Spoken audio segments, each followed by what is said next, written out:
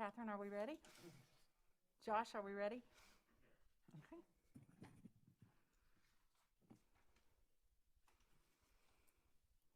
Okay, it is now 6:00 p.m.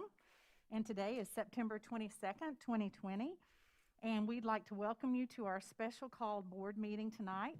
The purpose of this meeting is to discuss plans for instruction beyond September 25th, 2020, and to approve temporary waivers of certain board policies. Board, do I hear a motion to enter into open session?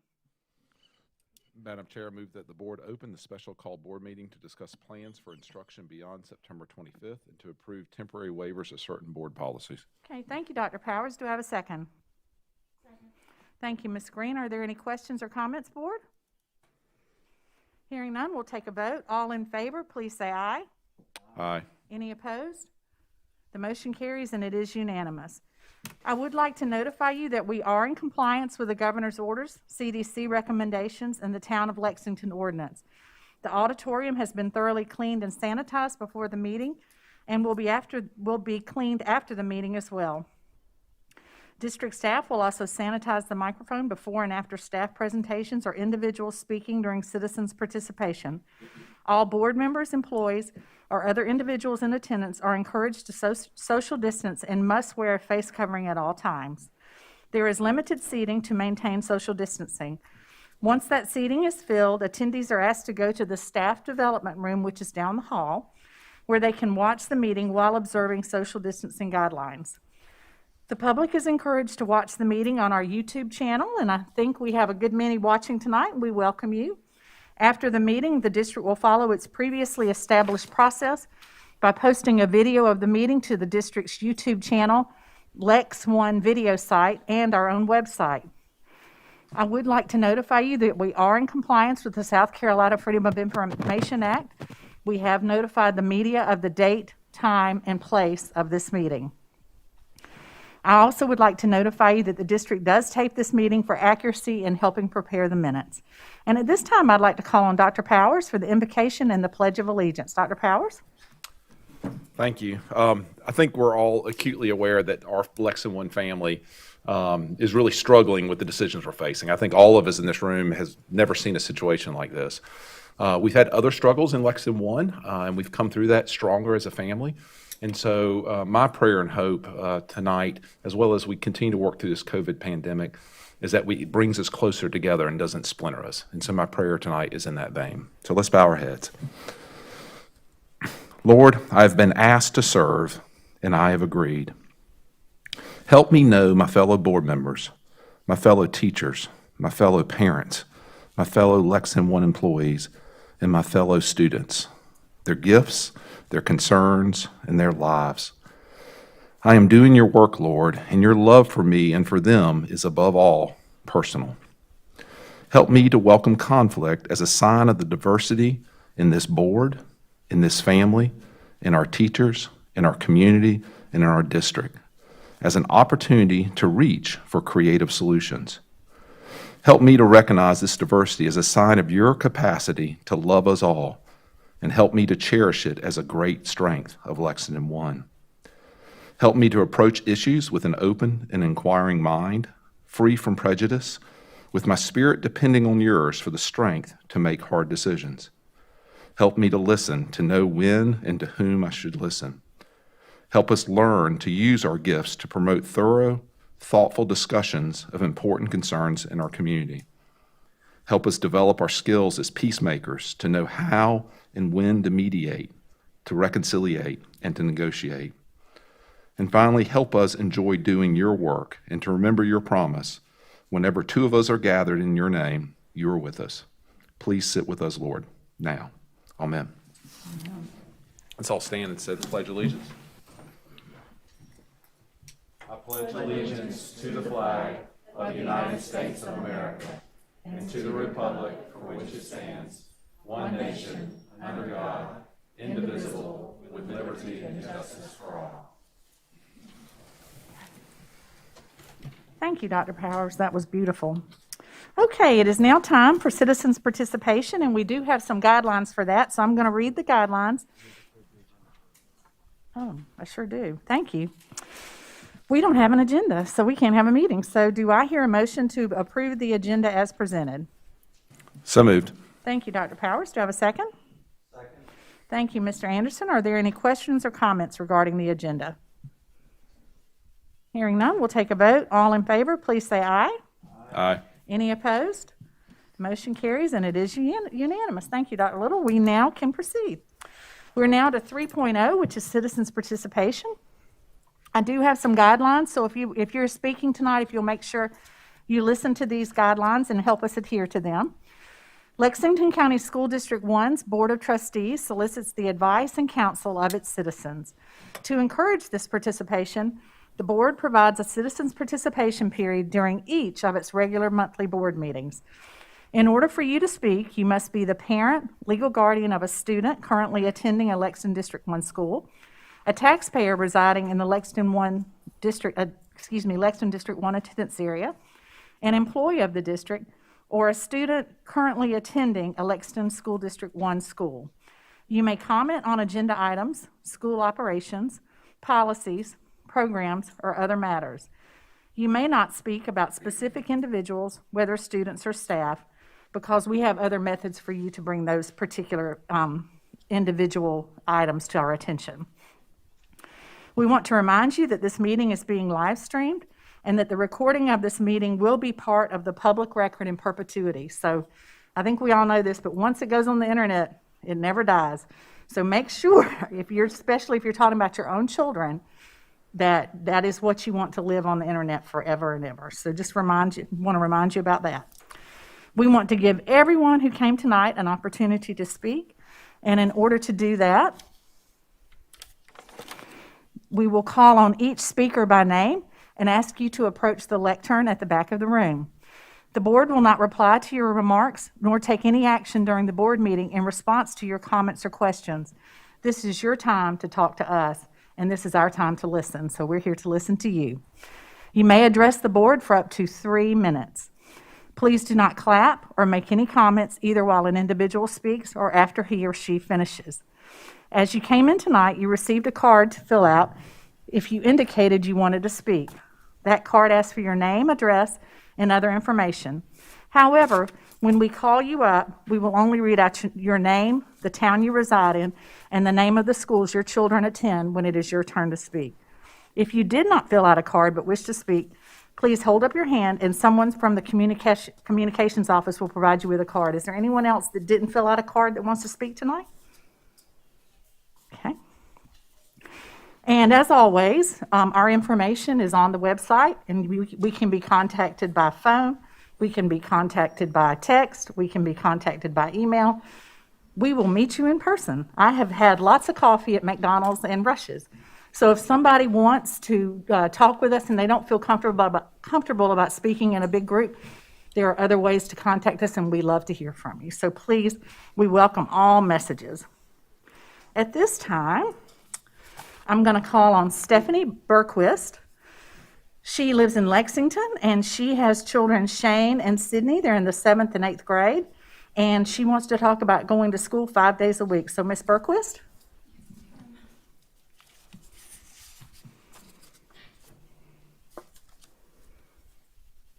I'm not very technical, so hopefully, can y'all hear me? Okay. Thank you for letting me speak, and I apologize for the lack of brevity in this. I had very little time to prepare anything for this.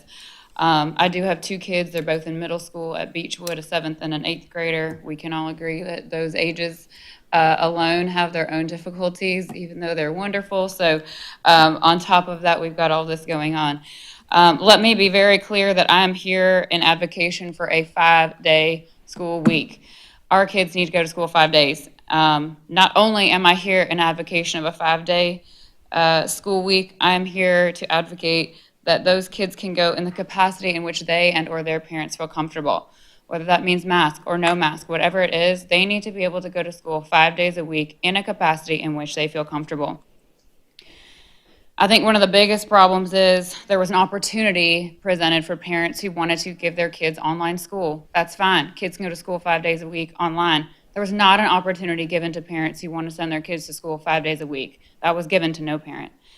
I know I'm super short on time. I want to talk about some exceptions that are made every day in school. There are kids that are not vaccinated that go to school all the time. No problem, that's fine. The district makes that exception for those kids.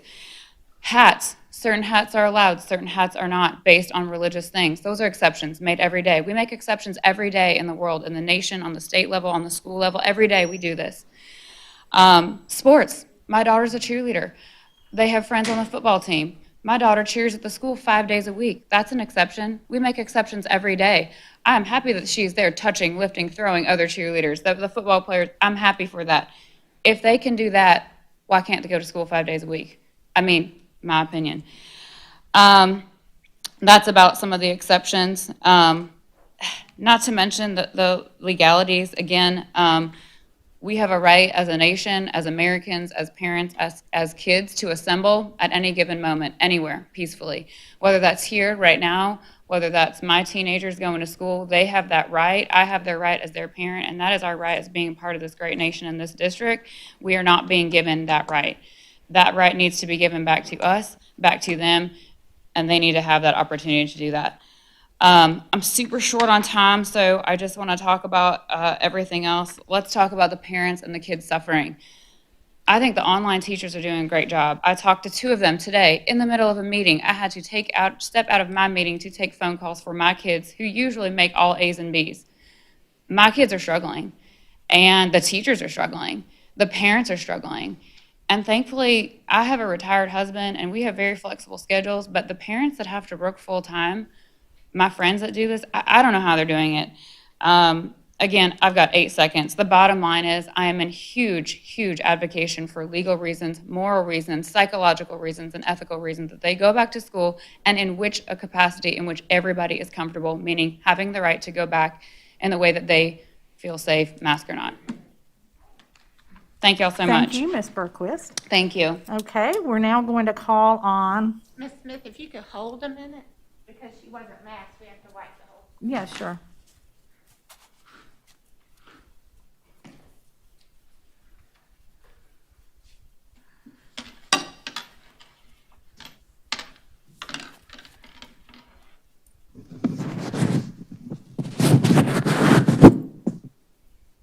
Okay. Okay, great. We're now going to call on Jesse Ryan. Is it Oates or Oaks? Oates. Oates, okay. Thank you, Mr. Oates. Thank you. He has children at Pleasant Hill Elementary and Pleasant Hill Middle. He resides in Lexington. He has an 8th grader, a 6th grader, a 3rd grader, and a 2nd grader. So, Mr. Oates, go ahead, please. That's and he right, wants thank to talk about face-to-face instruction. That's right, and I'll echo the comments that have already been made. I want to speak particularly about the district's immersion program. All 4 of my kids participate in the immersion program, and immersion does not work if you're not immersed in the immersion program. I am a product of Lexington Richland 5 schools, and I studied Spanish for 872 years at Dutch Fork High School and Clemson University, and I don't remember any of it. And my kids are not immersed in Spanish when I am trying to Google Translate all of their instruction into math and science. This board is a great board. It's a visionary board, and I appreciate the pioneering spirit that this board has showed over the course of decades with programs like that. It is a casualty of this A-B schedule. It is an absolute casualty. It doesn't work. It will not work. It will not continue to be effective as it has been without in-person instruction 5 days a week. I'm an attorney by trade, so that entitles me to represent and advocate for clients before the state, the courts of the state. My clients tonight, again, are my kids, my wife, unofficially, I believe, based on the ones that I've spoken with, my kids' teachers, who are just as frustrated as we are. I'm happy to report, some of you probably already know, that the Chief Justice has opened the courts of the state up to jury trials, to full business. And so those dockets are moving, those dockets are moving, and that's a great thing. I think that's something that our society has missed over the course of the last several months. I don't believe there is any substitution for 5 days a week instruction. And because there is no substitute for that, There should be no excuse for this board not returning to that ASAP. If the private schools can do it, if the sports leagues can do it, if the court system can do it, Lexington District 1 can do it. Thank you very much for your time. Mr. Oates. Okay, and I'm now going to call on Mr. Kevin Helton. He lives in Lexington, and he wants to talk about the 5-day school week, and he has children at Meadow Glen Elementary School and Middle School in the 4th and 6th grade. Mr. Helton? Hey guys, good evening. I'm echoing the same thing. The kids need to go back 5 days a week. My son's in middle school. He's making the transition from elementary. He's dying. He can't keep up with the Google Chromebook. It's too much on him. He's crying every night because he's missing homework. He's been marked absent for not doing assignments. It's just too much. And then my youngest son, his teacher's got an accent. He's got these stupid masks on. He can't understand her. Cold and flu season's coming up. These masks are going to do more harm than good. We need to have a right to either wear a mask or not wear a mask. If you're that afraid of it, wear it. But it should be mandated. We all have rights too, and I think we need to go back to that, and we've forgotten that. But the big thing is we need to go back to school 5 days a week. These kids are struggling bad. They didn't get the help last year. They missed half the year. It hadn't been made up. They haven't reviewed anything. They're just diving into the new material this year, and they can't keep up with it. So we need to go back to 5 days a week. That's all I got to say. Okay. Thank you so much, Mr. Hilton. Okay, at this time, I'd like to call on Stephanie Mower. Miss Mower lives in Columbia, and she is a teacher at River Bluff High School, so Miss Mower, and she is going to talk about face-to-face and advocating for the hybrid model.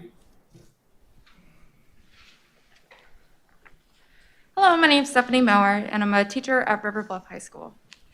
I'd like to start by thanking Dr. Little and the board for your transparency while navigating through the waters to reopen our schools safely.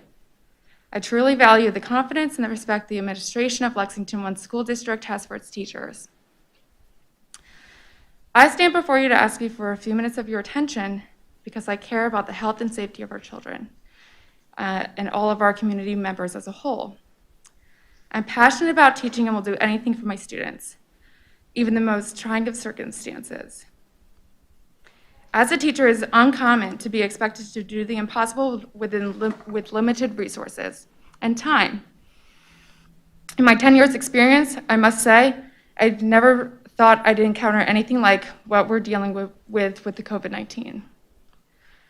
I believe that the hybrid model, not returning to school full-time, is the best option to ensure the highest quality of education for our students while abiding by the CDC guidelines.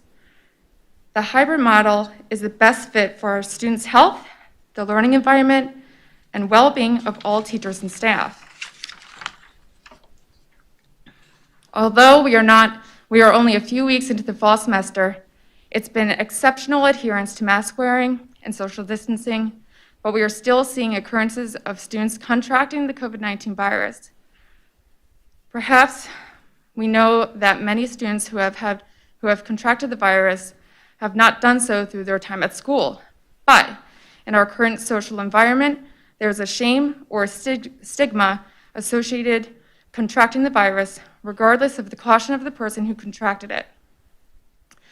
There's a view that the people who have contracted the virus have done so because of their negligence or bad behavior. While I don't think that's true, I do think that the stigma could cause students to be afraid of repercussion from their peers during the very impressionable time, therefore neglect to get tested or self-report. There is evidence of this kind of reaction in an experiment conducted by renowned behavior economist Dan Ariely. In his experiment, he offered students $10 to take an STD test. Then he gave them the option to receive the results. Students received the $10 regardless of receiving the results, and still, there were less students who opted to get their testing results. His study supported the natural human avoidance of bad news or news that is shame-based. Despite their best intention, we cannot expect students or parents to be the best stewards of their health. It would be better to have the hybrid model in place to mitigate the risk of single student negligence of reporting COVID-19 and in turn spreading the virus to countless others. I won't argue against the benefits of in-person education for our students, as I have seen in both academic studies and my 10 years of experience that students benefit from face-to-face education. I'd also argue that the turbulence and the stress are often a birthplace for innovation. My students have been so resilient as teachers last spring and summer abruptly revamped their entire curriculum to accommodate distance learning. I've seen coaches, administrators changing everything about how they do their job, and I've seen educators and with health conditions have to reluctantly opt into 100% virtual teaching because they understand the implications of contracting COVID-19. Ms. Moore, do you mind kind of getting to the end because you've run out of time? And we have a lot of speakers tonight. I apologize. Okay, thank you for your time. Oh, well, good. Well, thank you. Okay, at this time, I'm going to call on Kathy Roden. She lives in Lexington. She has a child that attends White Knoll Elementary, and she wants to talk about face-to-face 5 days. Ms. Roden? Good evening. My name is Kathy Roden, and my son is in first grade at White Knoll Elementary School. I am not qualified to be his first grade teacher, and because I am expected to be his teacher 60% of the academic week, that's 3 out of the 5 days, I feel that he is not getting the quality education that he deserves and is expected from such a highly rated school district as Lexington one. White Knoll has many qualified, educated, and experienced teachers. They need to be teaching my son in a school environment, not me at home with distractions and also trying to do a full-time job at the same time since I am working from home. I feel that my son is potentially falling behind in his education and the core knowledge that will be the foundation for his future academic endeavors. Will he catch up? Probably. When? I don't know. But this is a great and serious risk, a gamble with my son's future. Is the probability of contracting this virus so high, or the probable result if you do, so detrimental that it negates face-to-face in-school instruction? My opinion is that the risk of contracting this virus is very small compared to the risk of my child potentially falling behind in his education if he does not receive in-school face-to-face instruction 5 days a week. When making your decision, I implore you to use data and logic, not emotion and fear. The world is not a perfect place. You must also allow flexibility. As you have allowed parents to choose at-home virtual instruction, you should also give me the opportunity to choose what is best for my son. That's 5 days of in-school instruction, 5 days. Thank you for allowing me the time to express myself and voice my opinion, even behind this mask that keeps sticking to my lipstick. Well, thank you, Ms. Yates. No, Ms. Roden, I'm sorry. I'd already flipped my card. Thank you, Ms. Roden. I apologize for that. Can I just say that it is a Southern thing to wear lipstick under our masks, isn't it? Okay, at this time, I'd like to call on, thank you. I'd like to call on Susan Yates. She lives in Lexington. She has a child that attends River Bluff, and she wants to talk about 5-day-a-week instruction. Ms. Yates?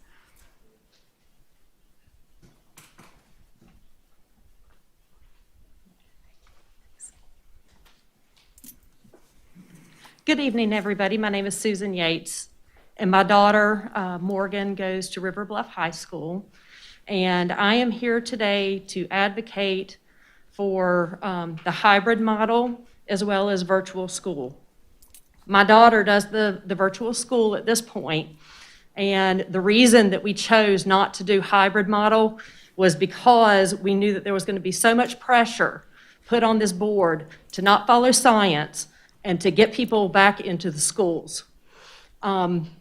She wanted to be able to go back, but we felt that in this public health crisis, in a pandemic that is real, that we needed to make sure that she was as safe as possible. At this point in South Carolina, there are many people that don't want to wear masks. There are many people that don't think it's real. There are many people that are in denial that we're in a pandemic. And the United States has lost over 200,000 people to this virus. The state of South Carolina has lost, I think, 6,000. So I don't see how in the world we can allow thousands of children to get back into school and be side by side. It just doesn't make any sense. It's not like this is something that any of us have ever gone through ever in our lives. This hasn't happened since the Spanish flu. We have to be able to adjust. I think that it's terrible that people are having such a hard time making sure that their kids are educated. And I do not envy any of you for the job that y'all have to do, because this is a terrible time. And I don't know what else you can do to make sure that the children are safe, their families are safe, and their community is safe. That's what this is about. This doesn't have anything to do with my rights and all this other kind of stuff, or at least in my opinion. What it has to do with is the health and safety of our children. Thank you.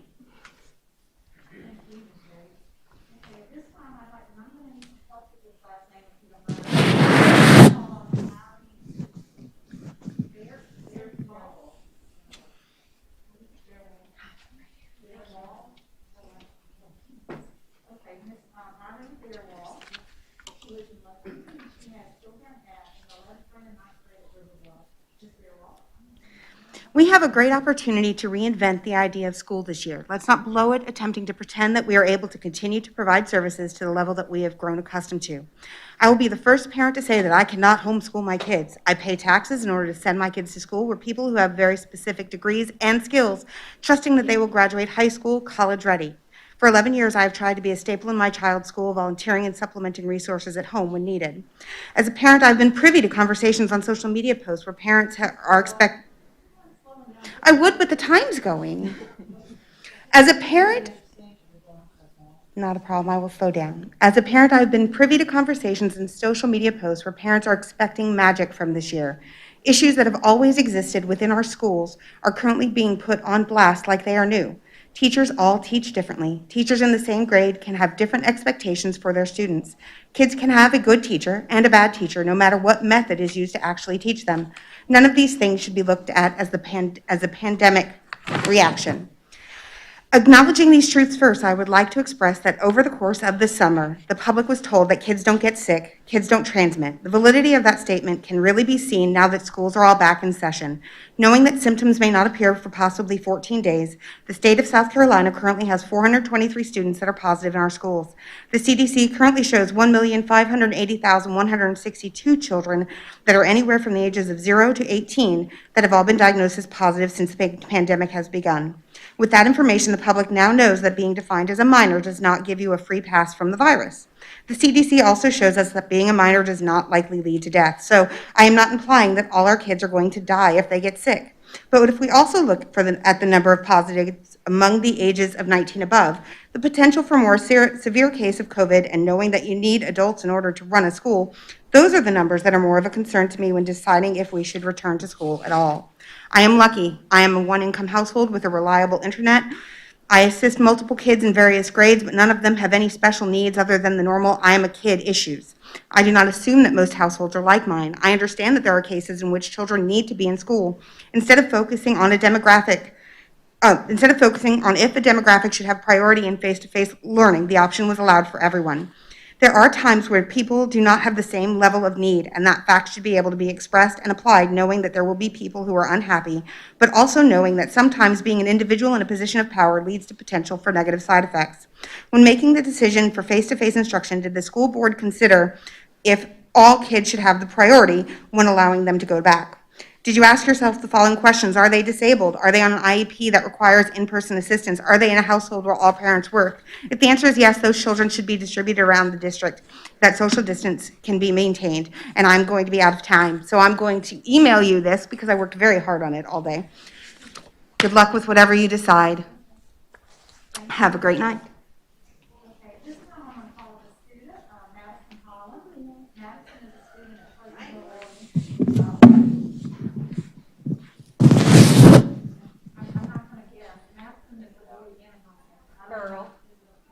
Girl.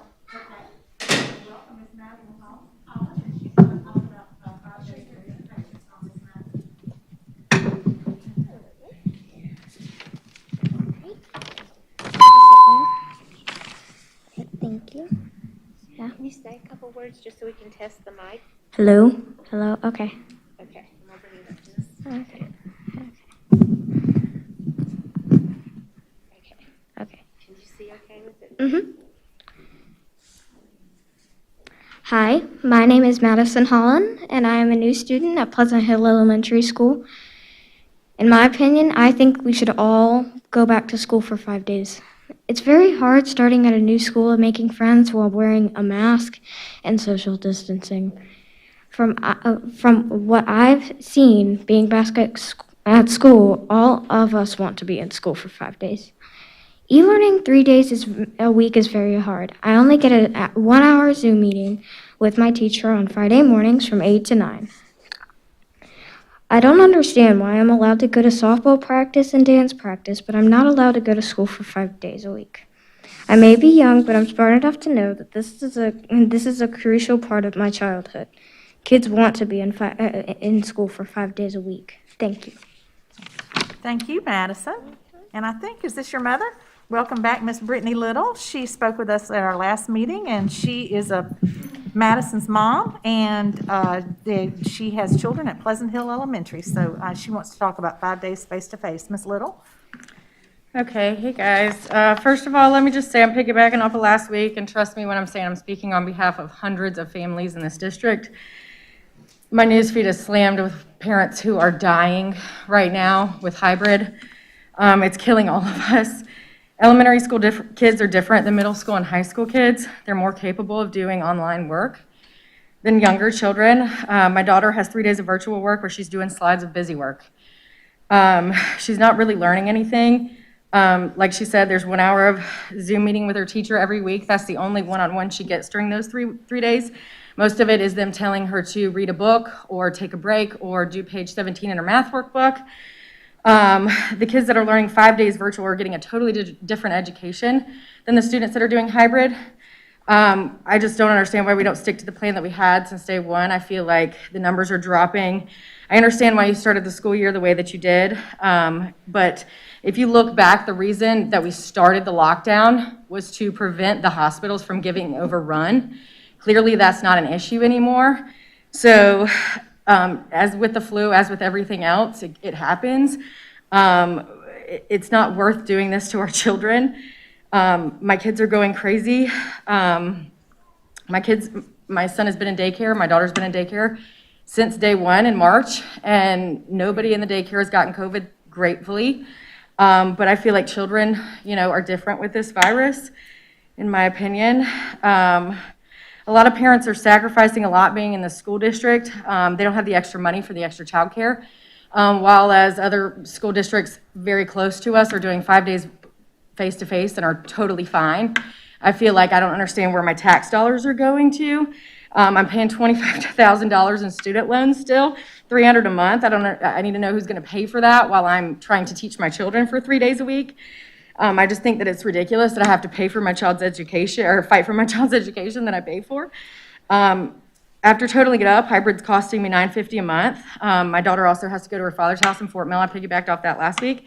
Everything together, it's costing me close to $1,000 a month with childcare. I can't do it much longer. Unfortunately, COVID is real. Unfortunately, you can get it from anywhere at any time, but teachers are essential. I'm essential, doctors are essential, nurses are essential, cops are essential. How are baggers in a grocery store, bartenders and servers more essential than the teachers teaching my children? This is my kids' future, you know? We're all scared of catching COVID or giving COVID to a loved one, but this is the reason why we wear masks. I just feel like we need to go back to normal life at some point, and I need to know when that's gonna be, because, I mean, although I see y'all saying, you know, it's gonna be this, it's gonna be then, are we ever gonna go without no masks? I just feel like this is the start of COVID. The whole reason we did this was to prevent an overflow of patients in a hospital, and clearly the numbers don't add up. Thank you. Thank you, Ms. Little. Thank you, Madison. We appreciate you coming. Okay, I'm going to call on Amber DeCease. Amber lives in Gilbert. She wants to talk about the 5-day school week, and she has children at Gilbert High and Gilbert Elementary. So, Ms. Cease. I'd offer to hold that for you. He's good. I have a first grader at Gilbert, and my niece, Cadence, she's at the high school at Gilbert. My big issue is the mental health. I am absolutely an advocate for the 5-day week because of the mental health. In high school, they're not able to keep up. They're not teaching them the way they ought to be taught. My sister can't help my niece. She doesn't have the time. She doesn't have, she just is not able to help my niece. As far as my first grader, the home is not a learning environment. There's too many distractions between the baby and just everything in the home. It's not working. We need the 5-day week for our children, for their education. And it's as simple as that. My niece calls me crying every night because of the pressure she is under.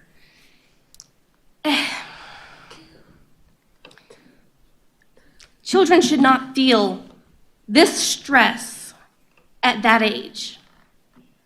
It's not acceptable. A 5-day week is the only way we can make this work. We can't have our kids growing up and being as stressed as they are and expect anything to come of it. We need them to learn how they can learn. I don't care about the mask. If they need to wear masks to get in school 5 days a week, by all means. But it needs to be a 5-day week. Thank you. Thank you, Ms. Cease, and thank you for bringing your little one with you. At this time, I'd like to call on Justin James. Justin has a first grader, a fourth grader, and an eighth grader at Meadow Glen Elementary and Meadow Glen Middle. He's a resident of Lexington, and he wants to talk about school options, I think. So, Mr. James? Hi, everyone. I want to say that I can tell that the school board's incredibly resourceful as they have managed to obtain the only Clorox wipes in the county of Lexington. So given that you guys can get Clorox wipes here, I'm sure that we can figure out a solution to this issue. I can say that I was one of the biggest proponents of lockdown initially. I was horrified that the board waited until March 13th to lock us down. All the signs were saying that we need to lock down. All the scientists said that we need to do that. Now, having looked at the evidence, looking at the information, looking at the experience of my children going to the hybrid model, I say we need to be in school 5 days a week. It is just simply impossible. Right now, it's too little and too much at the same time. It's too little school for my children to get a proper education. It's too much to be asked of me at home to take care of 3 children, to actually, not taking care of them, that's easy enough, right? I got a 13-year-old, so I just throw some boxes of Cheez-Its at him, and everything's going to be fine. But it's too much for me to shepherd my children through actually learning at home. I've got a full-time job. I've got a lot of stuff going on that makes it impossible for me to oversee a first grader, a fourth grader, and an eighth grader doing their work. The only way for me to get this done would be if I were to quit my job, and I won't be able to pay the taxes that keep everyone employed. So it's a real problem here. It's not just about me being unable to do my job or me being unable to be a good parent, a good teacher for my children. I'm not a specialist. The teachers have taught us quite well over the last few decades that their job and the purpose of the schools is so much more than actually just instruction. If that were the case, I'd say buy all my kids a Khan Academy membership, give them a Chromebook, and we can just sit at home for the rest of the time. Could shut the schools down and save that $365 million bond that we just voted for last year, right? The reality is that these kids are not getting an education at home. The 3 days a week that they're staying at home, they're getting virtually no education or no education. At this point, I prefer, instead of getting a hybrid model and keeping that, I prefer we shut the schools down for the remainder of the year. I prefer that we shut the schools down. Next year, we can pick up where we left off, or perhaps January, and compress one school year into 6 months, and then pick up in the middle of June or July and do another 6, and then get back on track. I prefer that. I prefer to furlough all the teachers, lay off the staff until then. I prefer that than have to my kids attempting to get what amounts to 20 to 30 minutes worth of work a day at home, which is completely ineffective and useless, and call that a year of education. It's silly. I prefer to just shut the schools down than not be in schools 5 days a week. And that's coming from somebody who supported the lockdown. That's coming from somebody who politically says that I should be not in favor of schools returning. Thank you. Thank you, Mr. James. At this time, I'd like to call on Miss Allison Purdy. She's a resident of Lexington, and she has a child at Pleasant Hill Elementary and Pleasant Hill Middle, and she wants to talk about face-to-face. Ms. Purdy? Thank you. Good evening. I am here on behalf of the students that are not getting the education they deserve. Our kids love our schools and they love our teachers, and they miss them so much being at home right now. They need social interaction. They need friendships. They have fallen so far behind in the last 6 months. They have lost their love for reading. They have lost the ability to focus. They have lost their passion for school, and they just don't care the same for doing schoolwork on a computer. I'm here on behalf of the teachers. They are working so much harder than ever. They are working longer hours, nights and weekends. They're neglecting their families and their own children. They are doing everything in their power to hold it all together. They are not here tonight because they are afraid of speaking up and saying how they truly feel. They're afraid of losing their jobs. Most of our teachers want face-to-face 5 days because they know it's best for our children. They love our children. They love teaching. They just don't love teaching this way. And that's due to the fact that they know the kids are not getting what they deserve. I'm here on behalf of the parents, the ones that are working full-time, trying to figure out how to become a teacher after 10 hours of a workday. The parents that are barely holding it together, trying to juggle the emotional roller coaster that is going on for their kids. The parents who don't have the answers because they don't know what Common Core math is. We are all very stressed. We are all very tired. We all want what's best for the kids. We were given the option to choose 100% virtual or face-to-face. We were not asked if we wanted a hybrid model. We've tried the hybrid model and see it's not working. We also see we're not having major cases of COVID pop up in our schools. We can't continue to live in fear. Our private schools and daycares in Lexington are face-to-face 5 days, no masks, no issues. In Lexington, my kids went to summer camp all summer for 16 weeks with no masks, going on field trips, and no social distancing. There were only 3 kids that had COVID the entire summer at their camp, and they all got it from their families. No one else got it. There are several cases where one family member has gotten it, but nobody else did. My family was one of them. This virus isn't as contagious as we're being told. Local doctors are telling us this. We currently have kids and teachers in masks all day. If they are in masks, we don't need to keep them 6 feet apart. If we aren't going to be in school 5 days, then we don't need to have masks on our kids all day long. Please do right by the kids and the teachers and the parents and agree to 5 days face-to-face. Thank you. Okay. Thank you, Ms. Purdy. At this time, I'm going to call on Jessica Becerra. She lives in Lexington, and she has a 4th and a 3rd grader at Lexington Elementary, and she wants to talk about the hybrid model and special needs issues. Ms. Becerra? Okay, I wanted to speak to you tonight on behalf of my 2 children and any other children that fall into the special needs or at-risk category, whatever you want to call it. One reason many parents do not speak publicly in a forum like this is because this meeting is a matter of public record, and most parents try to keep their children's health information private. I'm praying tonight that my children forgive my message, as I hope that what I'm about to say brings a much-needed change for many students. My children attend LES, and they are both a testimony to the amazing work of their teachers and administrators. My oldest child is autistic with central auditory processing disorder, ADHD, and generalized anxiety disorder. He is in a mainstream classroom with services in speech and resource and thrives in a face-to-face environment. All that know him consider his progress nothing shy of a miracle. He has had a village, both at LES and at home, working to keep him ahead so that he can stay in a regular classroom. My second child has a 504 and severe ADHD and receives services for RTI in reading and math. A day in the life of online hybrid school is simply not working in our house. Neither child can stay focused through the transitions of the online workflows or maintain engagement long enough to make it through those. My oldest child has auditory processing, and when all he does is to listen to online lessons, he retains nothing. Neither of my children are independent, and I'm having to listen to the lessons, create my own lesson plans, and then figure out how to teach them the best way they can understand. Meanwhile, my husband and I have both been working since the beginning of all this and have not had a break. My husband is police, and I'm a nurse. Our children have been shuffled to many places do not complete their work until 9:30 at night. Both Governor McMaster and Molly Spearman have urged opening of schools 5 days a week to special needs or any at-risk children, or simply any parents that are struggling to teach their children at home. As a nurse, I completely understand the risk, and right now the flu is a greater threat, and we have not canceled face-to-face to deal with seasonal influenza epidemics. My children are suffering with anxiety because of the lack of structure and struggling academically because this method of learning is not how they learn. Changing a grading scale is a mere Band-Aid on a gushing artery. The ripple effect for my children is that my oldest child could get so far behind that he no longer can function in a mainstream classroom and be transitioned to an LD self-contained. My second child will likely repeat a grade.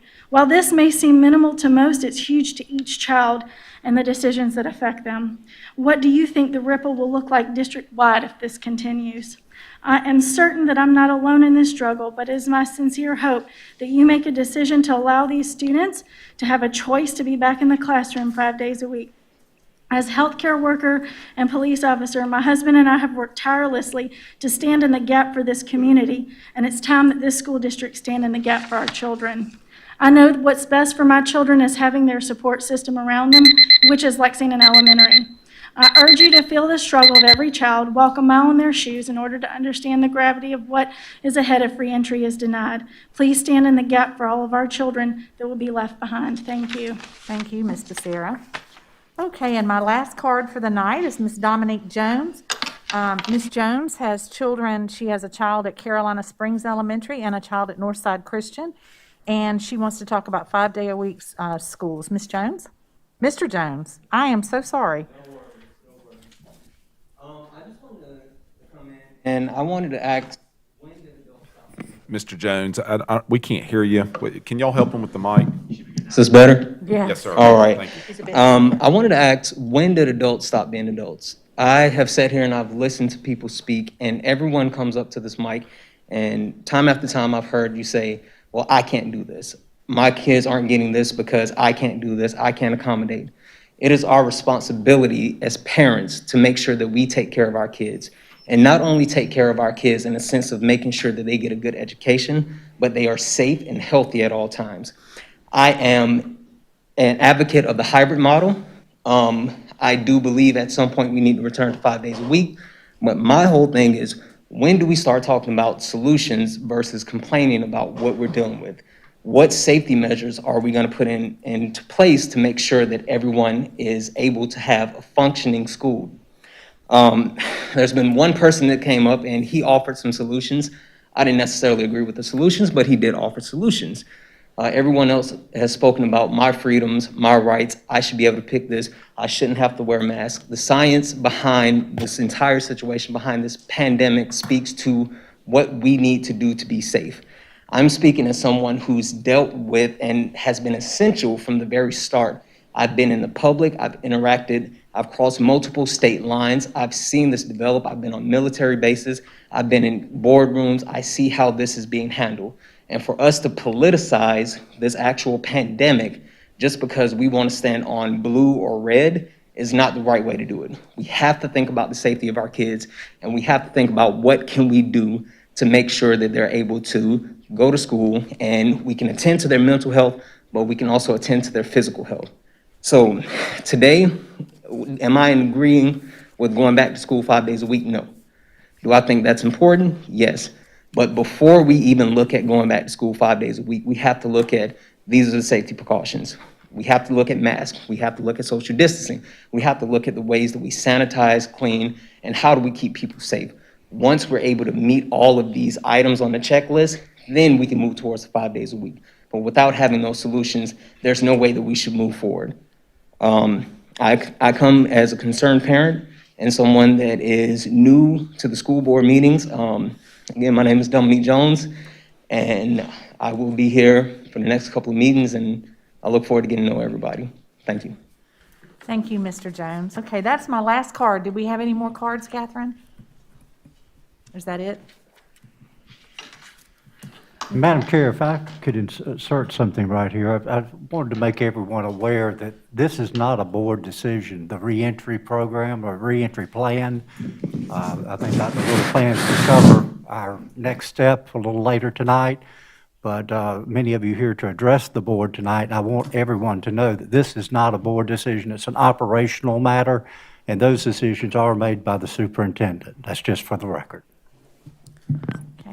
And Ms. Smith, I'm sorry, but I'm going to tag on to what Mr. Anderson said and said, although the board does not vote on it, I know I could probably speak for the other board members in saying that I don't sleep very well right now, worrying about this. And trust me, every single position, situation, attitude, everything that everyone shares with us, whether they speak or email or text or call, it makes an impression. It means something to us. There's so much information and opinion right now and no answers. We've never done this before, and we are, it is an incredibly weighty decision to know how to proceed, and the path is not clear. And just so you know, I just want everybody, I really appreciate everyone that took the time to come and speak to us.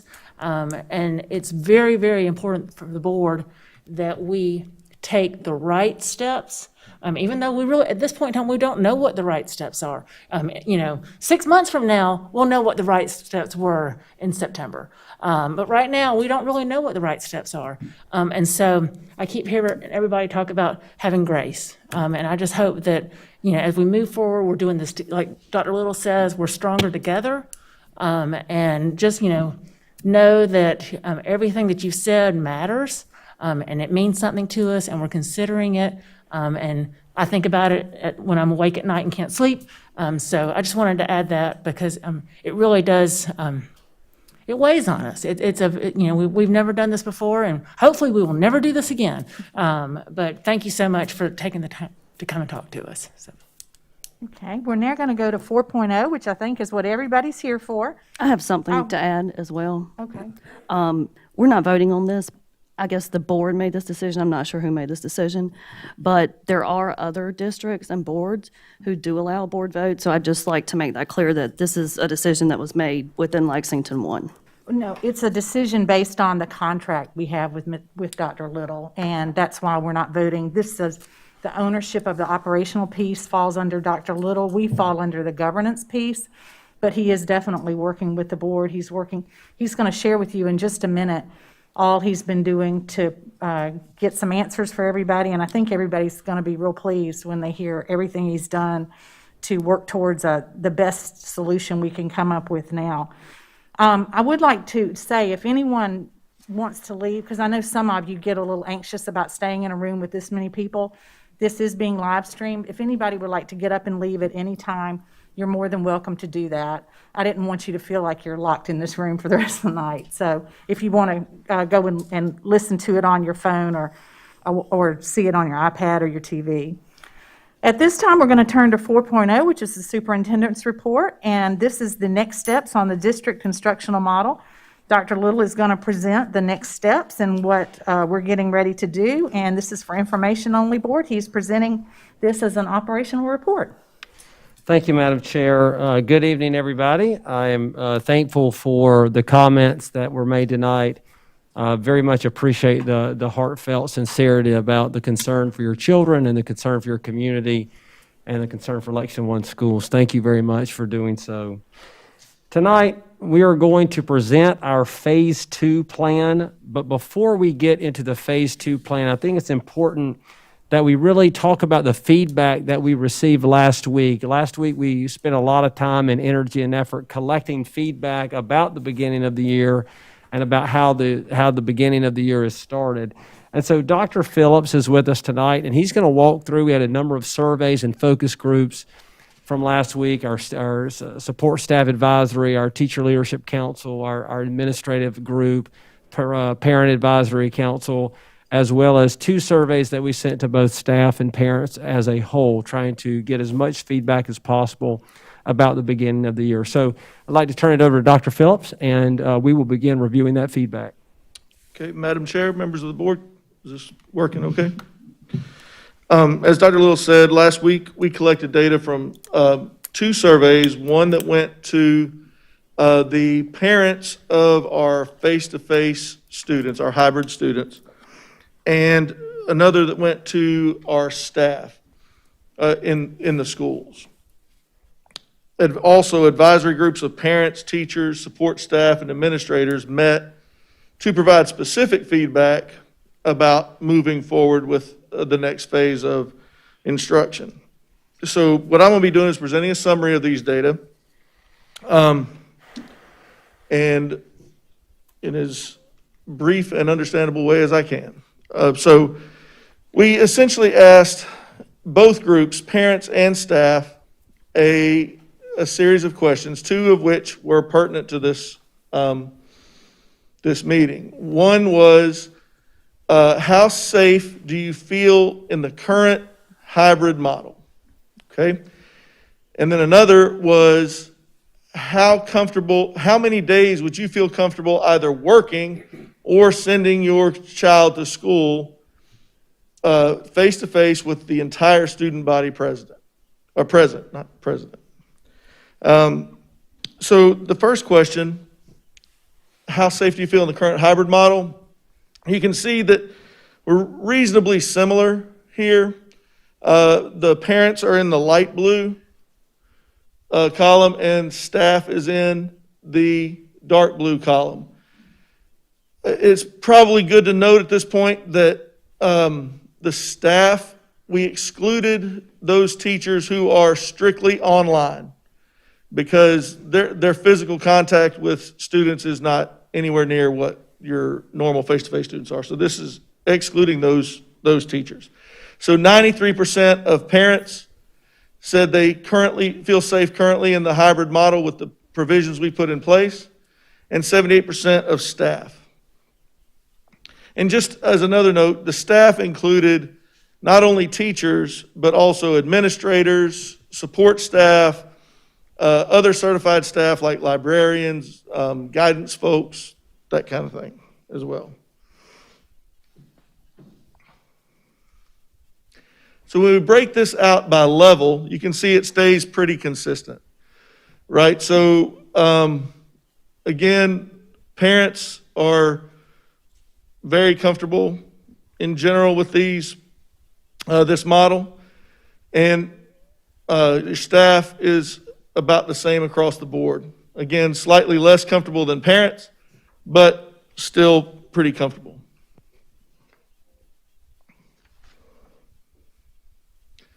So here's where we get to a disparity. So when we asked folks, how many days would you feel comfortable? We looked at, for this analysis, those who would be comfortable with 4 or 5 days with all students present in the building. Okay, and you can see that there's quite a difference here between parents and staff. Over 2/3 of your parents are saying they would feel fine sending their kids back to school with the entire student body present, face-to-face, for 4 or 5 days. That drops considerably when you look at staff who would be wanting to work in that environment. When we break this out by level, you can see that it actually, there's a disparity between levels here. So elementary folks are the most, parent-wise, are the most accepting or receptive to this particular possibility.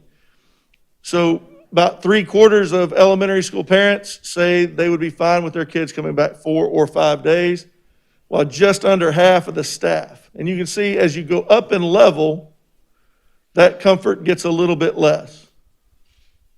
So by the time you get to high school, you're at less than 2/3 of parents and less than 1/3 of staff comfortable with the 4 or 5 day model.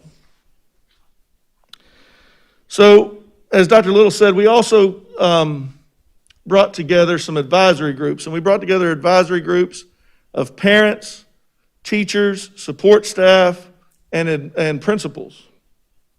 And so while there were a lot of responses, this was really sort of a conversation in which they were asked 3 general sets of questions. One was around praise. One was around what questions do you still have regarding the current model or moving forward. And then finally, what are some suggestions that you have for how we move forward? So instead of listing all of the responses, we wrote them down and coded them, and I'm going to share with you the prominent themes that popped up from these advisory groups. So this one is a summary of the things that people felt good about. What are the things that we were doing well? What are the things that we need to continue to build upon? Okay? So if you look here, the most prominent theme in about 25% of all cases it popped up was safety procedures. They feel like in the current model, and so far in the school year, the district has done a good job of putting in place safety procedures that protect students and staff. The next thing was collaboration. And you'll see here on the next slide, this is particularly true among principals and teachers. They feel like teachers have been more collaborative throughout this process than they have in the past. Communication, they felt like this was that throughout the first 4 weeks of school, we've been communicating well with everyone. This virtual Friday has been something that came up a lot for a variety of reasons, which I think Dr. Little will get into in a little while. And then our instructional models and practices was the next one. So we broke this out by group.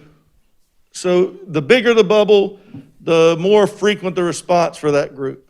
Okay, so we've got principals, teachers, support staff, and parents. And you can see that across the board, in all groups, everybody felt pretty good about safety procedures.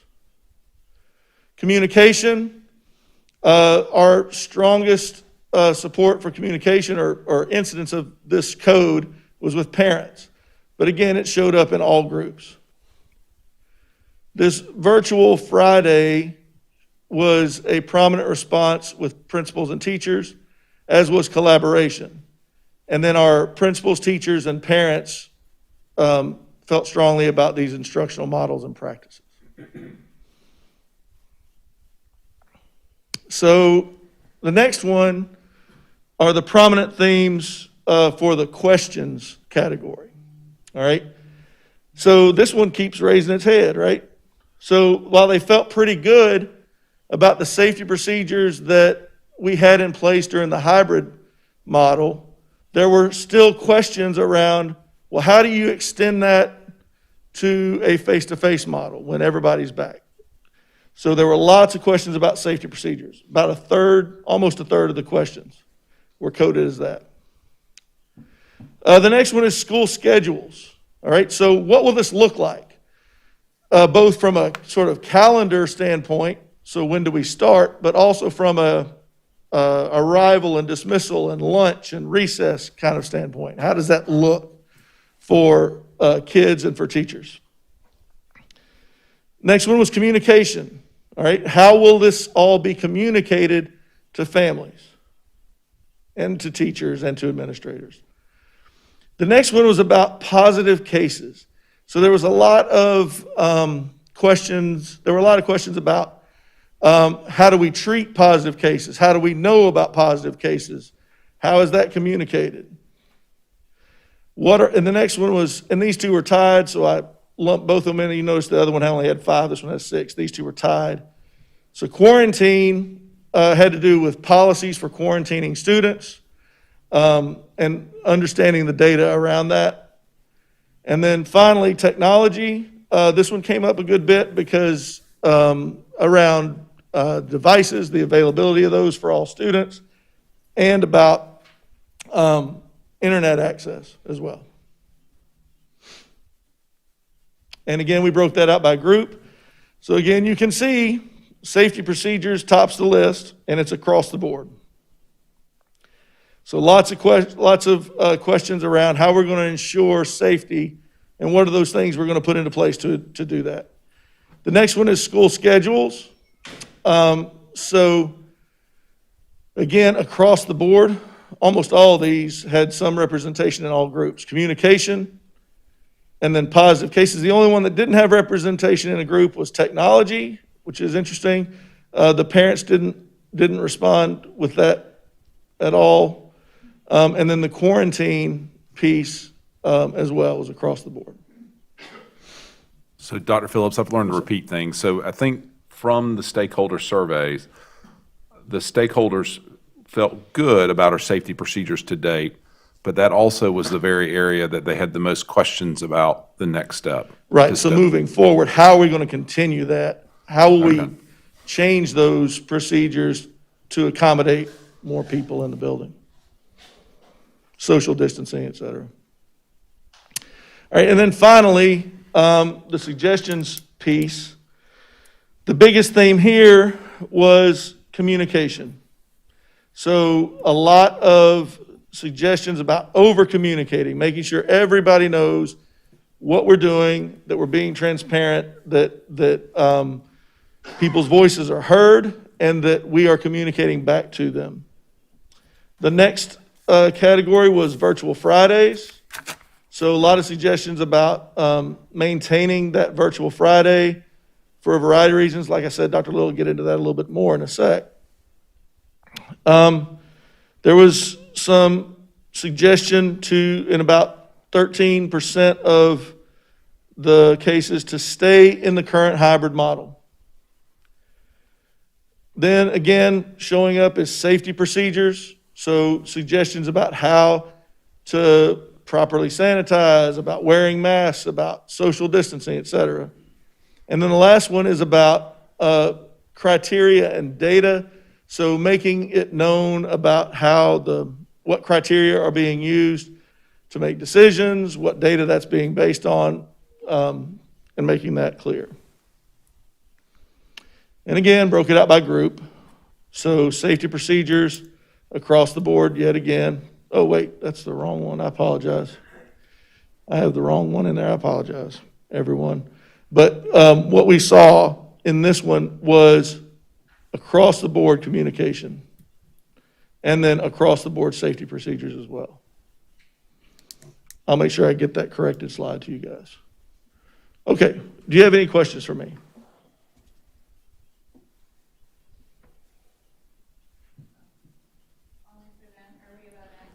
No, ma'am. No, ma'am. I know you said there were some questions in there about how do we treat positive cases and how do we know about positive cases. Yes, ma'am. Could you give us the details of those? I can tell you how, and I may have to throw it over to Ms. Wood here for part of it, but we get reported by schools. Amy, help me out here. So the students, if a student is tested positive, it's reported to the school nurse, correct? School nurse records it in our SNAP program, which is the school nurse data system. And then that is combined into all of our data. We also, as far as quarantine, we pull those data from our Power School because the state requires certain codes for those kids because technically they're counted present in school, but we have to code them a certain way. So that's where we pull those data from as well. Does that make sense? Yes, sir. That makes perfect sense. Okay. I know last time you were here last month, you gave us some charts and said that you were going to assign some numerical values to those. I'm sorry, I don't. It was recall. a dashboard. That's what it was. Yes. And there were critical factors and they were going to have values assigned to those. Oh, you're talking about, that was a while back. Yes, August, yeah. So we have a dashboard that we monitor every day that records things like positive cases and students in quarantine as well, that we monitor on a daily basis. So when will we see those values that were assigned? You want me to address that, Dr. Little? Yep. So we have developed sort of a separate dashboard that we will be able to make public in the next, I guess, couple days. So that's forthcoming quickly.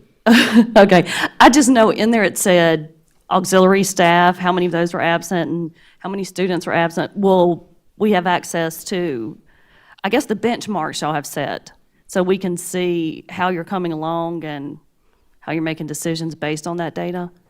Dr. Little? Sure. So some of that data we're going to, our entire dashboard can't translate, so we're going to put in the quarantine cases and positive cases for both students and staff will be part of that data that we're putting on the public dashboard. Okay. Because I know I've heard a lot of parents speak tonight and they say there's not any cases, but I know we've received a lot of emails from teachers that saying there are positive cases in the schools and that their numbers they have are conflicting with DHEC. And I also know we heard that there are several staff members out. I think one teacher emailed us and said the whole cafeteria staff at one school was.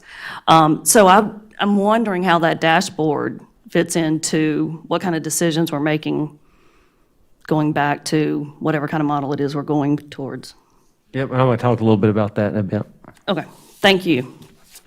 But Dr. Phillips, back to your data and what you're presenting, I think what you're saying is both our teachers, support staff, and parents are curious about how we're going to communicate at their schools if there was an exposure and if they were exposed. Was Yes, that, sir. I don't want to put words in your mouth, but if I was, I am That a is parent. correct, yes, sir. Okay, gotcha. Okay. Other questions? Okay, thank you very much for your attention. Oh, I got a question, sorry. Oh, yes, ma'am.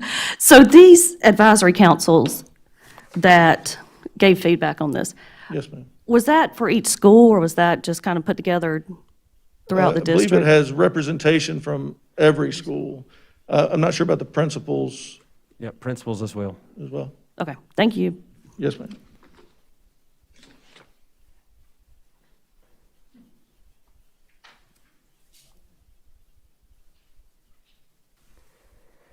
Thank you very much. And I'm going to try to drive two different things here. I can't really speak to those slides. It's really difficult for me to see through the panel. So I'm going to speak from here, drive a couple different places. So I appreciate your patience a little bit here.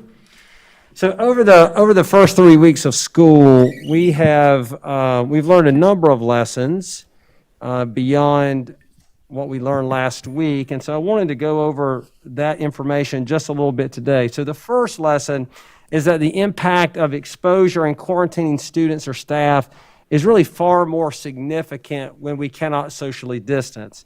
Well, we knew this would potentially be problematic. The impact has been significant. So in a few of the cases that have happened, even one case of the coronavirus creates a major disruption. So for example, we recently had a situation that if we had been in school with no social distancing and everybody back together, we estimated that that one particular case could have impacted as many as 80 students being quarantined.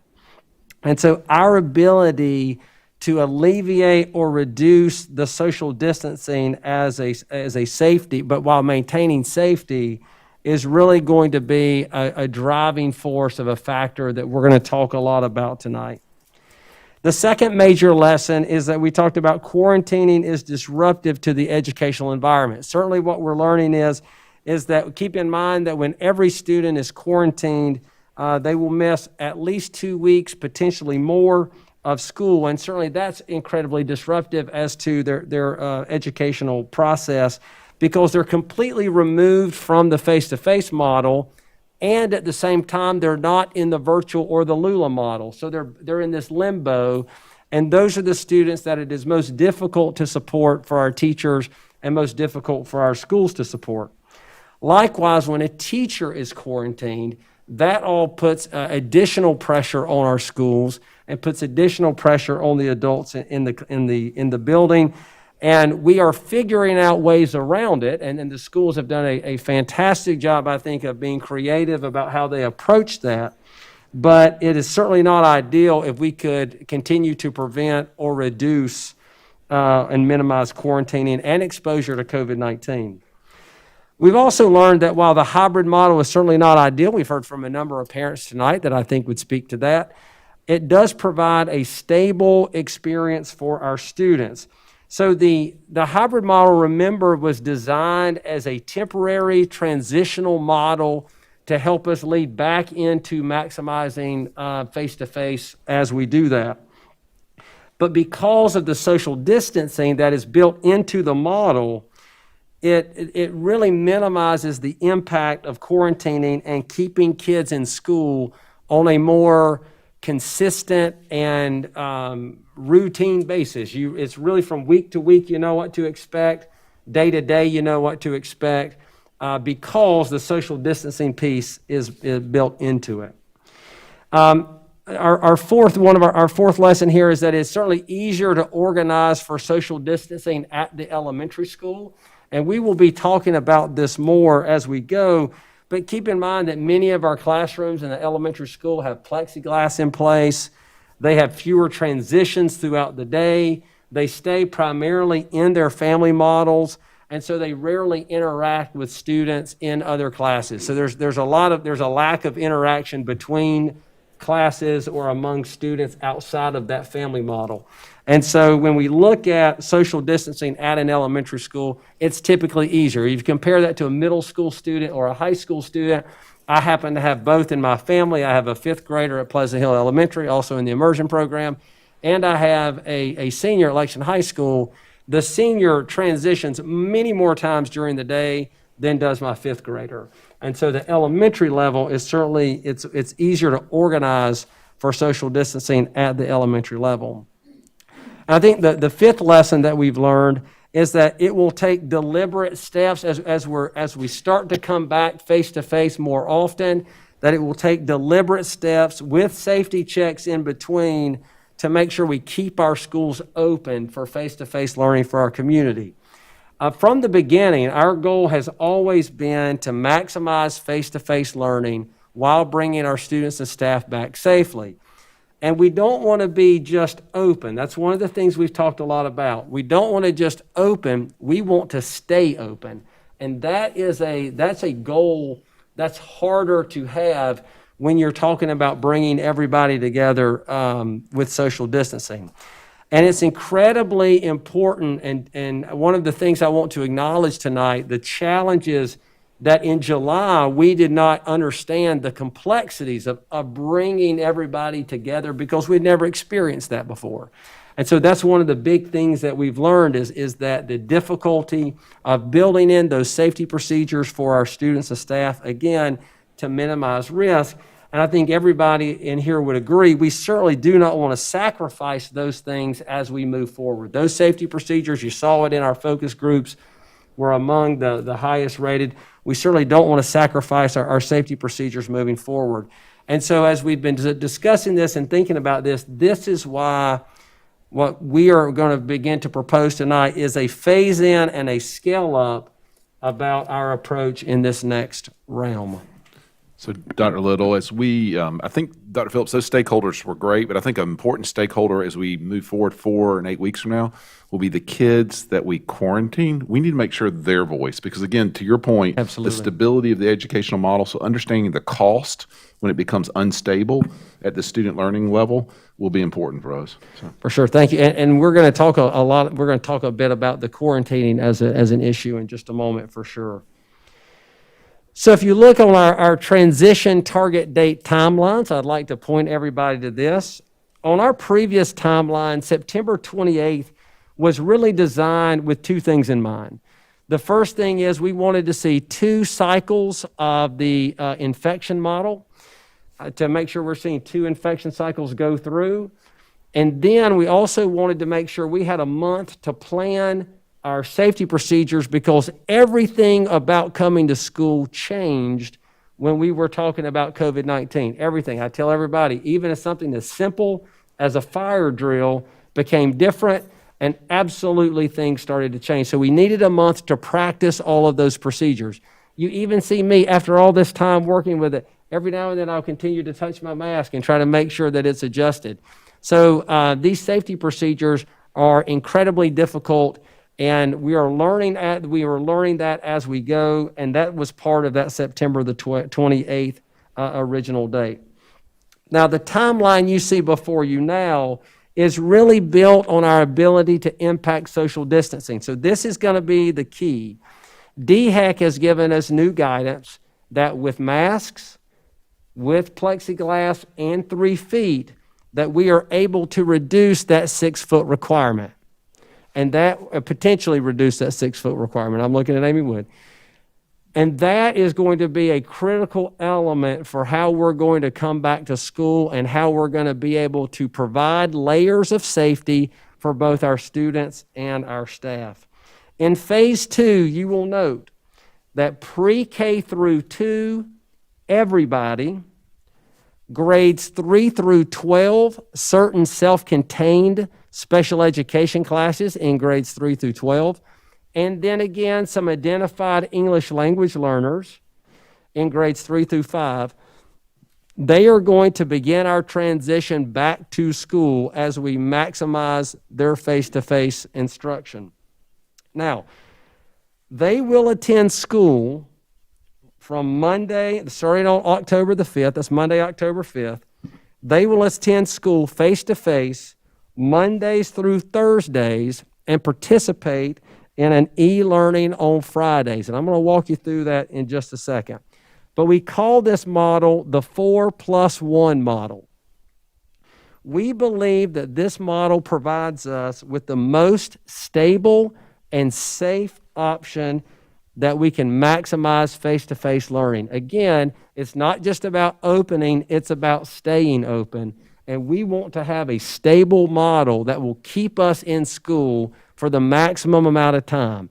If we keep bouncing in and out of school because we're being quarantined, we're back in school, we're back out of quarantine, we're back in school, if we keep going back and forth, that's going to be a much greater disruption than going to the 4+1 model. So we want to go to what we consider to be the most stable model of our options. Now, we anticipate that our next shipment of plexiglass, and I'm going to talk a lot about plexiglass tonight, this stuff right here.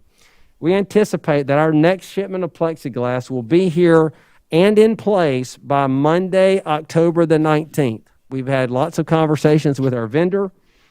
So that becomes the target date for grades 3 through 5. Now, I do need to just point out that we are in the middle of a pandemic. We are in the middle where there have potentially been supply chain issues in the past. And so understanding that the supply chain issue could delay this in some form or fashion. But we've been assured multiple times, Mr. Salters has had multiple conversations. We do feel comfortable that Monday, October 19th is that date. I can tell you that if we get it in before then, and our numbers are looking good at that, there's nothing to stop us from even starting that transition a little earlier as we move forward. But for the sake of this conversation today, we are confident that October 19th is the definite date. where our grades 3 through 5 will be moving forward.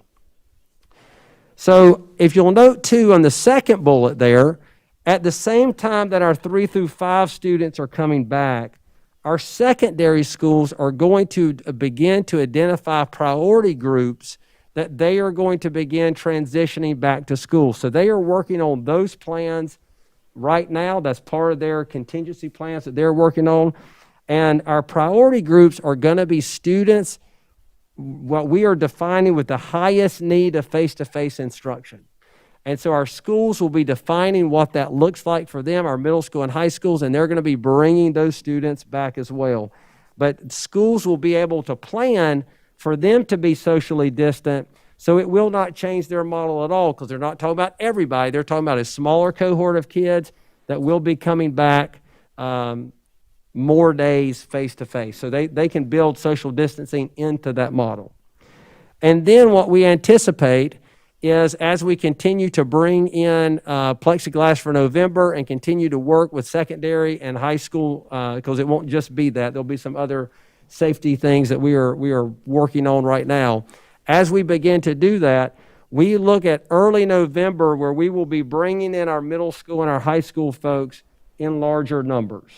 Because again, what we want to lean on is this capacity to socially distance.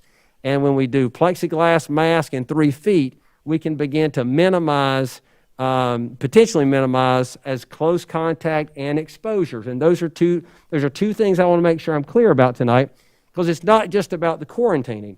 We also want to reduce the exposure to the virus when it happens.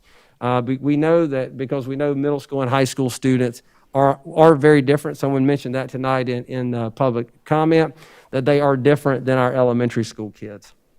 Now, our decision-making model is really going to be based upon assess, plan, and act. We want to be deliberate, and that's a word that I want to be clear with everybody tonight, is we want to take deliberate steps, and we want to do safety checks each step of the way as we move forward.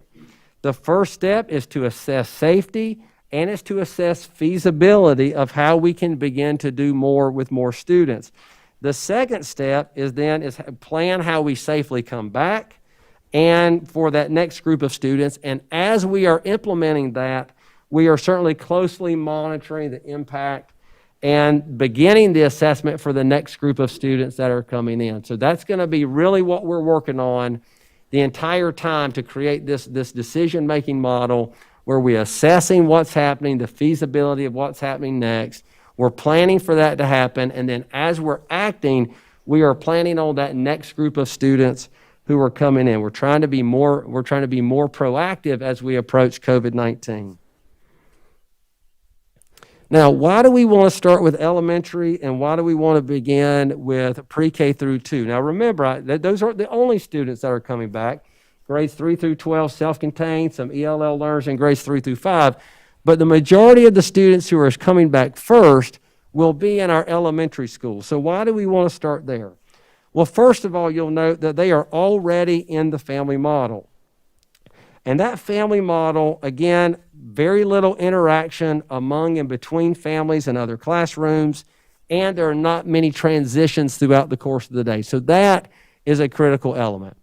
2, the K2 many of the classrooms already have plexiglass in their classroom, or all of them will have plexiglass in their classroom, I believe, by this Friday. Is that correct, Mr. Salters? So we're confident that will be happening as well. And so the plexiglass, they have availability to it already. Now, the youngest students certainly get more support, FaceTime and support from teachers. And I think we'll agree that certainly some of the feedback we've been given is that our younger students struggle with the independence that is often about virtual learning. And so if it would be very different if we only had to do that one day. It looks very different if you have to do that 3 days a week. So we're confident that those younger students need that FaceTime earlier, and so we want to do them first. Also, because that they spend their times in their family units, the impact of quarantining on elementary schools by definition is a lot smaller. because what could happen is you could take that entire classroom and move that entire classroom online for a couple weeks, as opposed to an entire making that, shifting an instructional model to a whole grade level, or shifting an instructional model of a school, or even an attendance zone. So it's the least disruptive area where if you have to quarantine or have to take those steps, you're really focused on the individual classroom instead of the school as a whole. And we recognize that it also helps with childcare needs. And while I will tell you our schools are much more than just daycares, that is an element for our parents, from our certainly working parents, single parents across the board. Childcare continues to be a problem. And so we know that let's get those students in first, and that's why we wanted to begin with them. And of course, I would also say that in comparison to their middle school and high school peers, younger students are less socially mobile. If for a child to get someplace, they have to be, by and large, taken by an adult. There is adult supervision once they get there, even if it's to softball or to dance or to volleyball practice or whatever it is. But children are typically less socially mobile the younger they are as compared to those middle school and especially high school kids with driver's licenses and those kinds of things. So again, that's really why we wanted to stay where we were and begin, not stay where we were, but begin rather with the elementary school and the pre-K models. Now, we need to talk safety strategies because you saw in our focus group, safety strategies still dominated. We wanted to make sure that no matter what happens, no matter what model we create, that we are creating a model where our students and staff can be safe. And the one thing I want our public to know is that to the teachers and the staff that I've talked to, they are not concerned because they want to shirk their responsibilities. They're not concerned because somehow they're lazy and they're not engaged in learning and in teaching. In fact, I would say it's just the opposite. They are incredibly passionate about the students and the young people in their buildings. They're incredibly passionate about making a difference in the lives of the young people, and they want to be able to be there for them. They ache and yearn to be there for their students. They also want to be safe while they're doing it. And the adults in the building, and we owe it to the adults in our building to build in layer upon layer upon layer of safety procedures to keep them safe. Because while I recognize there are different, when we look at the impact of this on some of our younger students, and we have multiple doctors on our school board, but we also know that we have adults in our buildings who also need to be cared for and taken care of. So that's one of the things when I want to talk about safety procedures, that just understand that the people in our buildings are very much passionate about working with students, and they just want to know that they're going to be safe doing it. So let's talk about safety strategies. Number one, in order for us to make this happen, we are going to have to continue to lean upon masking in our classrooms. And for this to happen for K through 2 or pre-K through 2, we do plan on requiring face coverings for all of those students moving forward. However, at this point, we're about 3 weeks in. This is week 4. We've gotten really good feedback from our teachers about the students. About our younger students have been great wearing their masks.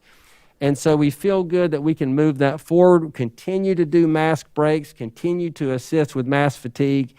I have a 5th grader, so I don't have a K1 student, but every now and then she'll forget that she has a mask on her face and she just keep bebopping around. So we feel comfortable that we can make that happen. Again, when we think about how we're going to move forward, face coverings are going to be an essential component. We are going to ramp up PPE, and that's with the plexiglass. Now, you've heard me talk a lot about plexiglass. I promise you, I'm not on anybody's payroll about how many times I can mention plexiglass in one particular presentation. But again, the DHEC guidance tells us DHEC does not make any mitigation for social distancing with a mask. So if you are a close contact within 6 feet, greater than 15 minutes, it does not matter if you are wearing a mask or not, you are still considered a close contact. Every day of the week, 100% of the time.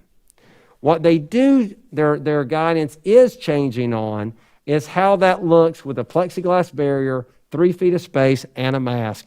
They typically do not consider that close contact. So what that will allow us to do is when someone walks in who happens to be positive, we begin to reduce two things.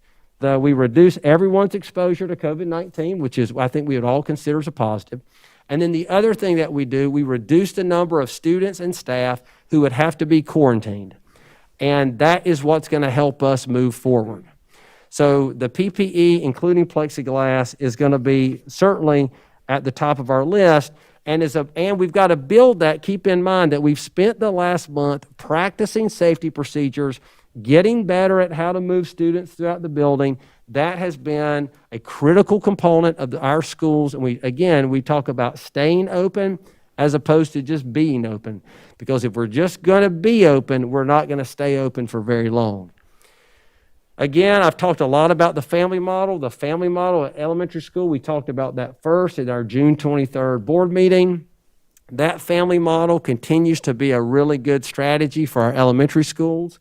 We're going to continue to look at class sizes, and we're going to identify classes. Anything that's larger than 22, we are working with the administrative teams to determine strategies for somehow reducing exposures in those classrooms. And I'd like to have Mr. Stacey speak a little bit to that because I know he's been hard at work at that over the last few days. So the beauty of this is that we started our staff ratios in K2 were 23-1. Initially it was 22-1, and we were looking at the budget, it went to 23-1. So we only have 5 classes across the district that when they come back face-to-face would be problematic. And so we're working with those administrators in each of those schools. We've got 2 teachers, certified teachers that are in a long-term sub position. So principals are talking to those teachers to see if they would come full-time. And then if we have to make another section at a grade level, we could pick up those 2 people. We have some other options as far as looking at some other personnel within the building and placing them in another section. So we're working with the administrators right now and feel pretty confident that we'll be able to get those class sizes down to below 22. So, if you have 4 sections that say 24 or 25 and you add another section, that drops that down to 17 or 18 per class, which is a lot better as far as social distancing within the class. So it's a really good start to start K2 with those smaller classes to start with to see how that works, and that will inform us as we move forward through 3-5. Then you'll also know, and we're breaking news tonight, and I'm very excited about this next portion, but when our employees are excluded because of symptoms, so I need to explain this perhaps to the community. When you have multiple symptoms that could potentially be related to COVID-19, we exclude you and ask you to stay home for a number of days until maybe you have a negative test, until those symptoms dissipate, just in case if you're positive that you're not coming to school and potentially impacting your colleagues or your students. So we've spent a lot of time working on that process, and I'm thankful for our human resources team that have made that happen. I see Kimberly here and Mike in the back. But one of the challenges there is that the length of time, if you go get tested, the length of time it takes for that to come back. So, for example, we recently had an employee experiencing symptoms, tried to then go get a test. It was a week before the results came back. And it was a negative result, but it took a week for that to come back. So tonight, I'm so excited to announce we have a partnership with Nephron where our employees, free of charge, are going to be able to go to Nephron and get tested. And my understanding is, I don't want to put any pressure on Ms. Kennedy, but my understanding is it will either be same day or next day will be when we'll be able to get those results. That's going to allow us to eliminate other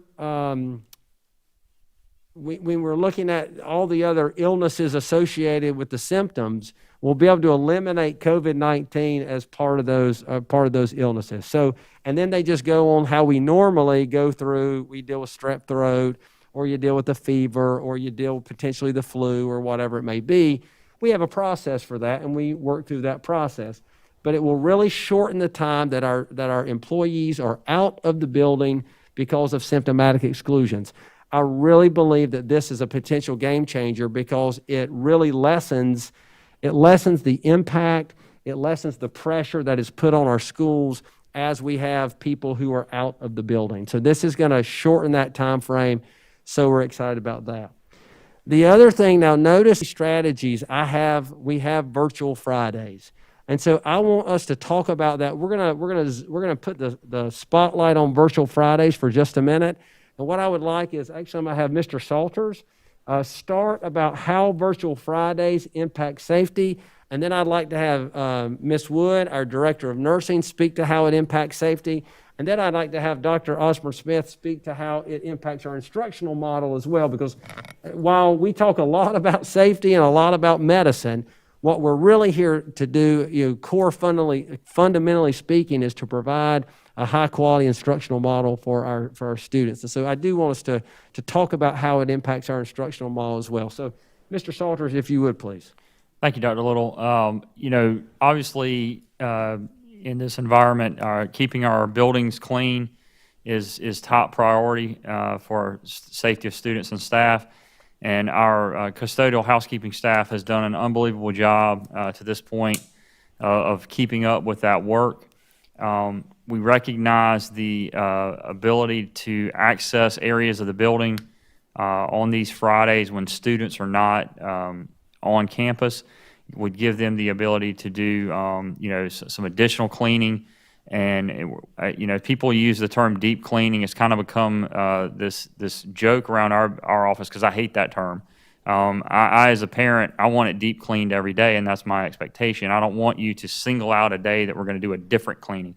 We clean like this every day, but having students not in the building allows us to. We have over 2,000 hand sanitizer stations that we've deployed across the system, soap dispensers. All of these things need to be resupplied and stocked. We have gone away from using hand dryers, and we're using disposable towels now, paper towels, and all of these things need to be restocked. And so this Friday gives our custodial staff time to do these things while students are not actively in the building using the material. So we're happy to take that opportunity to do that as part of this process. Thank you for that, Mr. Salters. Again, we don't want to overwhelm our capacity to clean the building so that we can make sure come Monday morning those schools are ready to go. Dr. Little, I know I had another issue I had to talk to you about, and I just happened to catch you right after you talked with the support staff group, and you were sharing with me what the custodians were telling you about what Friday meant to them. Kind of share what the exact feedback you got at that meeting. No, I mean, that was really one of the critical factors. Our custodians wanted to make sure they were not exceeding their capacity. They understood the importance of cleaning. They understood the importance that their role took in battling COVID-19. And they talked a lot about when you took students out of the schools, it gave them that opportunity, as Mr. Salter said, to really get in, that they could clean, they could continue to clean, they restock, do all the things that need to get done. That because we have more students in the building, keeps in mind it raises what has to be done in the age of COVID-19. So I'd also like, Amy Wood, our Director of Nursing, is here tonight. I'd like for her to also talk about how the virtual Fridays impact safety on another element too. Thank you. Any day that we're not in the school building, that students aren't in the school building, is obviously going to be a day where they are not exposed and they're not able to spread anything to anyone else. So I think it's really great to look at that. I've actually been a proponent of having natural barriers to disease spread for quite some time, built into our academic calendar. If you know that from last year, if you were on the academic calendar committee. So any time that we can have those extra days where we can allow students to be away from each other and perhaps not be able to spread that, that's a great thing. I also want to talk about how this impacts the nurses, because I think it is probably not a shock to anyone when I tell you that the role of our school nurses has fundamentally changed this year. I actually, over the weekend, I tweeted something and I referred to them as part of the COVID core, because that's really what they've become. Dr. Powers, you asked about, or you clarified something about parents wanting to know the communication that's going to happen when there's a positive case or when someone has to quarantine. That's what the nurses do. We get a positive report in mostly from parents, and I do have to give a great shout out to our parents for keeping our nurses informed. We have absolutely appreciated the communication that has come from parents and families. We do occasionally get a report from DHEC because sometimes people just are overwhelmed with the information, but we do get notified of a positive case, whether it's actually staff or student. Most time it is student. Once that happens, the nurse begins contact tracing. She begins to identify those who are close contacts and those who are classroom contacts, because we separate the two.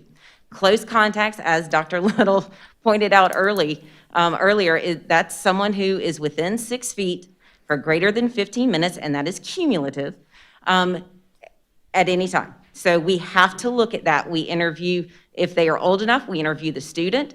If they are not, we interview the teachers. We ask who they've been around. Were they able to maintain that social distancing? Sometimes they are not able to maintain that social distancing, and so we have to consider others a close contact. The nurses will reach out via phone to every parent of a student who is identified as the close contact. Sometimes when we get a report at 5 o'clock or 6 o'clock in the evening, we start doing that evening. Nurses and I have been on the phone with families at 8:30 at night, letting them know that their child's been identified, that they need to start quarantining right then. And then we also have to start looking at the classroom contacts. Those classroom contacts, for the duration of that quarantine period, they are allowed to attend school, but they do have to get screened every day by the nurse that they are in face-to-face.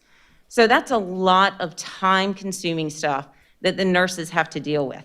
They also then have to find time, all of the students that have been quarantined, whether through a contact at school or outside of school, they follow up on those quarantined students to make sure that they're getting tested when DHEC recommends after 7 days of quarantine. If they've been tested, what were those test results? Have they developed any symptoms? They maintain contact with those students throughout the quarantine period to make sure that they're okay to return once that quarantine period ends. That is very time consuming. And so having that virtual Friday where there aren't students coming in, because in the midst of all of this, they still have to see the kids that have symptoms at school. They still have to see the kids that need to come in because they need their insulin, they're feeling low, they take other medications during the day. So they still have to do all of that while the students are there. That virtual Friday allows the nurses the time to follow up on those students who are isolated, who have tested positive, or the students who are in quarantine because they've been identified as a close contact, to make sure that they are staying out for the length of time recommended and that they're not developing any complications or symptoms. So you know me, I've learned to repeat things. So I think, again, what I heard from Dr. Little, I'm hearing from you, is toward the end of August, early September, DHEC clarified that, for example, if Ms. Garris had COVID and there was no plexiglass, I would have to go in quarantine, Mr. Oswald would, and potentially Ms. Smith. But because of plexiglass, in theory, we would not have to go in quarantine. We would not be defined as close contacts because we have the plexiglass barrier. Is that fair? I would need to make sure that there's 3 feet between the two of you. Okay, all right. But that's, I mean, obviously, we spent more than 15 minutes side by side. And so that's the struggle. I mean, y'all are essentially doing the contact tracing for any new case, as well as the daily symptom surveillance and management. And again, we're struggling with this on the hospital side, but, you know, if you're immunocompromised, it's 20 days. If you're not, it's 10 days, and you have to be fever-free with improvement of your symptoms for at least 3 days. So again, the regs per DHEC, which I understand why, it's just the nature of the disease, are not a black and white reg. So anyhow, it's a lot of work. Yes, sir. Ms. Wood, I found out on Friday from a friend whose child got a notice about a classroom contact. And the friend talked to the school nurse that the school nurses are actually also contacting students that are absent to find out if they are absent because of a COVID symptom. I mean, are the nurses sleeping at all? Are they at the school 24/7? I mean, it's the amount of work that they have taken on in this is just astounding. Well, it is one of the ways that we're trying to keep everyone safe. That's kind of a trade-off. We did lose some things, so the nurses don't have that, the kids who just like to come in and see them, because we all had those in our schools. We've had to trade out some things. And part of that trade is, this is what we're doing in order to make sure that everyone in the building is safe. I will say my oldest child's favorite people at Lexington High School are the school nurses, and she is one of those kids that always would go in and say hello. So I know that's been tough on her. So thank you. Any other questions for Ms. Wood? Ms. Wood, I know on top of everything else the nurses do, they have to also observe the HIPAA and FERPA laws as well. I know we didn't mention that, but that's just a step in the process that they have to observe to protect those children. Yes, sir. I have a question, but this is Jada, it's not for you, Ms. Wood. It's more for, I guess, Mr. Salters or a board question, because in my list of questions I had tonight, that was one, who's doing contact tracing? And if nurses are doing all of that, have we hired more of them or nursing assistants? Could assistants do any of what y'all are doing? Or So does it it's- have to be a licensed? As far as the contact tracing? Right. So the nurses have actually gone through a contact tracing course through Johns Hopkins.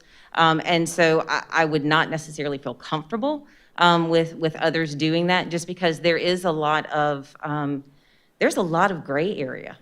You really have to find out, for instance, if someone is quarantined at home because of a household contact, are they continuing to be exposed in the home? Do they have a plan where they can isolate completely from the person who's positive? It's a very tricky thing, and so I don't know that that's necessarily something that we could hand off at this point. Yeah. So have we, and this may even be a question for Mr. Stacy, have we discussed hiring more nurses? I mean, we're open to hiring whatever we need to make this work. I mean, our whole goal is to move forward. And we have some positions in the budget that we didn't fill when we were manipulating between the LULA and hybrid model. The question is trying to find the actual people to do the work. And I know Amy has struggled a little bit with trying to find nurses. And just like we've lost some teachers because of the work, we've lost some nurses because of the work.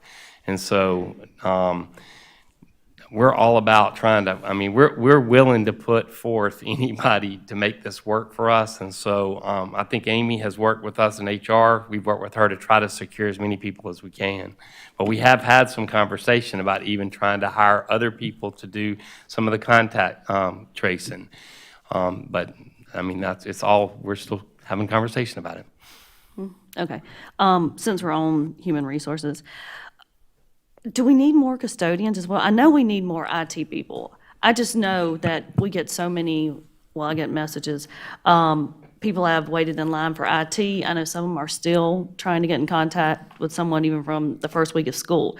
So obviously when we switched over to hybrid, when we originally approved our budget, we weren't aware that this is how things are going to pan out. So I'm thinking somewhere along the way, we need to figure out how to make ends meet with nurses, custodians, IT people. We issued a ton of more devices, but still kept the same number of IT people in schools. So SLT did agree, I want to say like 2 weeks ago, to hire 5 more temporary interns for IT to help with the load. And we also have worked with an agency to help with additional custodial staff, so that when someone's out, we've got somebody to replace them. So we have made some effort in doing that. Okay, thank you. All right, thank you, Ms. Wood. And Dr. Smith?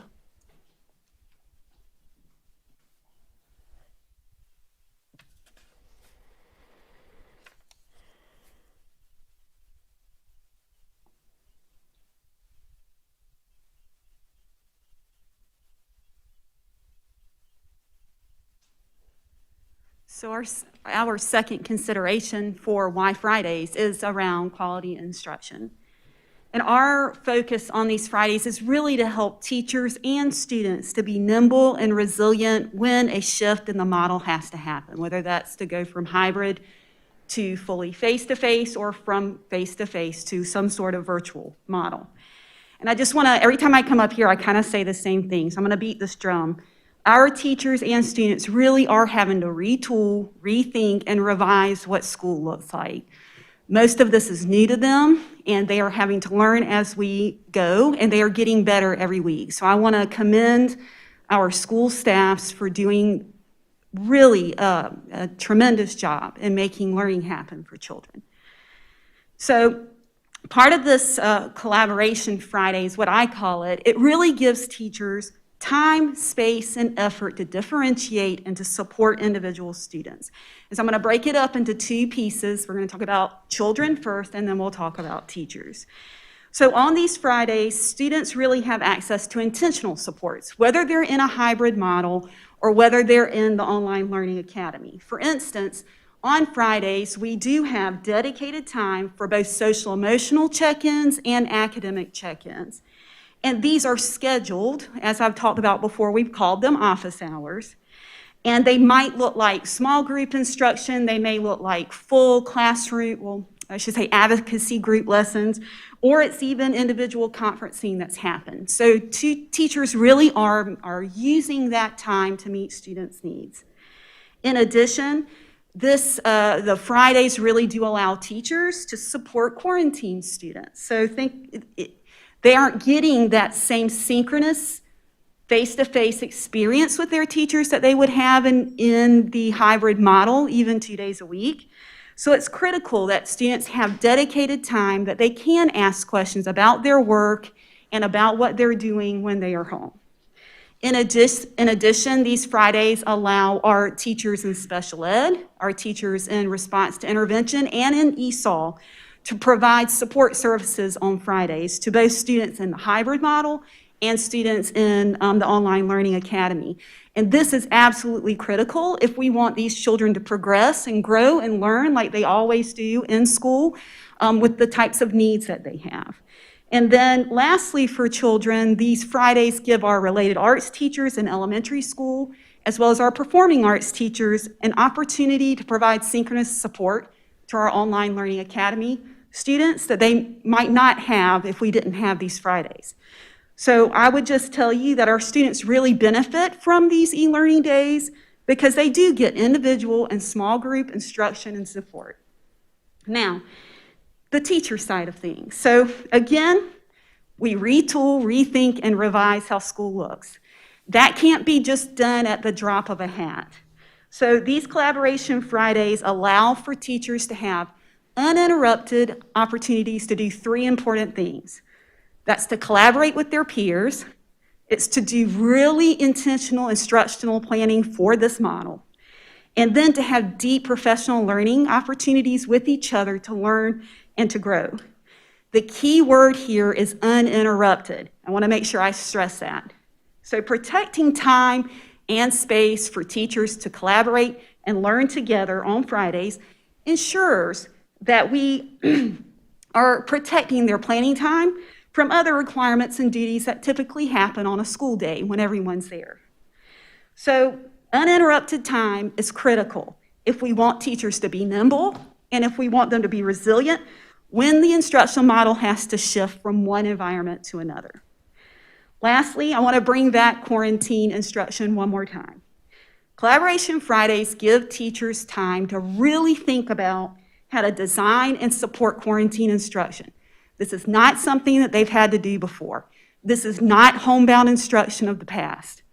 So our goal in quarantine instruction is to provide a continuity of learning experience, and teachers need time to plan that out. So in closing, I would just say to you and stress again that these Fridays are really critical if we want our students and our teachers to thrive this year. Thank you, Dr. Smith. Are there any questions for Dr. Smith? All right, thank you very much. So what does this mean for our students in LULA? That's the acronym that we've created for the Lexington One Online Learning Academy. As you know, in education, we have to make everything an acronym. So we did the same thing with our Online Learning Academy. Really, for right now, students will remain where they are. They need to remain in the model. Remember, we talked about this early on. They need to remain in the model throughout the end of first semester. And due to staffing and class size concerns, we're not going to be able to honor when people start wanting to move, if they want to move right now, back face-to-face or back virtual or whatever it may be, unless there are extraordinary circumstances. And so for our families in face-to-face, because you did notice there was a number of families that did not necessarily feel comfortable moving on into more and more instructional days. I want to assure them that we are building every step of the way with the safety in mind. So I want them to stick with us and stay in that model. We're going to demonstrate at the K through 2 level. I will be wrapping in the 3 through 5 level and then moving to our middle school and high school. And I assure you, we are working diligently to minimize exposure every step of the way. And so we really want our face-to-face families to stay there too. So, but really right now, changing as we are shifting instructional models is incredibly difficult. It makes planning almost impossible. And so unless there are extraordinary circumstances, we need everybody to stay where they are in the moment. And so that's something that we're working on. Dr. Little, we've been asked by several parents, from it's only anecdotal, but the parents we have heard from, they absolutely love the LULA model. And we've had several questions about the future of LULA. Like, is this just a program for this year, or is it something that we're looking at long-term? So can you answer that question? I certainly can. I can't get into too many details because, again, that will look a little differently next year based upon demand and numbers. But I believe LULA is here to stay. We have, it absolutely has been, I think, a success this year. Certainly, we have had technological hiccups like everything else, but I would argue that it's been a success. And as the pendulum is certainly way over here at the moment with, I don't know what the number is currently, 76 or 7,700 students, it will certainly swing back the other way, but it's not going to swing back all the way. And as institutions of higher education continue to utilize virtual instruction, and they will continue to utilize virtual instruction, do not think that the institutions of higher education are all of a sudden going to end their usage of virtual education. As they are moving forward with that, then I think it provides us a moral obligation, even beyond the coronavirus, that we ensure that our students can thrive in an online and virtual world, because the certification that they're going to take at work is probably going to be an online or virtual class. Their graduate school programs are probably going to be an online or virtual class, and many of their undergraduate programs will be an online or virtual class. So that's across the board, whether you are in where you're working at Michelin and working on your some type of certification at Michelin, or you're at the hospital and you're working on an additional certification as a nurse or a doctor or whatever it may be. So absolutely. So those are the areas where we believe that moving forward, and of course we're still sort of dealing with what we're dealing with at the moment, but moving forward, LULA and our online learning academy, or I guess those are not two different things, LULA will continue to exist as we move forward. And I would also have to say, we have a number of students who are incredibly successful in this model. And I think there will be more and more students who say, I know Ms. Green's son has thoroughly enjoyed this model. So there will be more and more students, I think, that are also interested in that as a primary instructional model as well. And I think because, now, having said that, I do think what will change the most is that the earlier the age child, My hypothesis is they will be more likely to come back to school face-to-face first, would be my guess, as soon as say they feel like it's safe to do so. I think they'll come back to school first, but then I think it's going to look differently, certainly in our high schools and perhaps in our middle schools as well. And forgive this joke, but we will have to guard at LULA from computer viruses, and that will be Dr. Talley's headache and not Ms. Wood's headache, right? So that's correct. That's very good. Thank you. The viruses, hopefully we have, remember when that's all we had to worry about when it came to a virus. Well, and Dr. Little, I've mentioned this before, but I want to reiterate what you said about institutions of higher learning. My son is a junior at Clemson, and this is his 5th semester, and we pay astronomical tuition, and 40% of his classes thus far have been online only, and that's before COVID.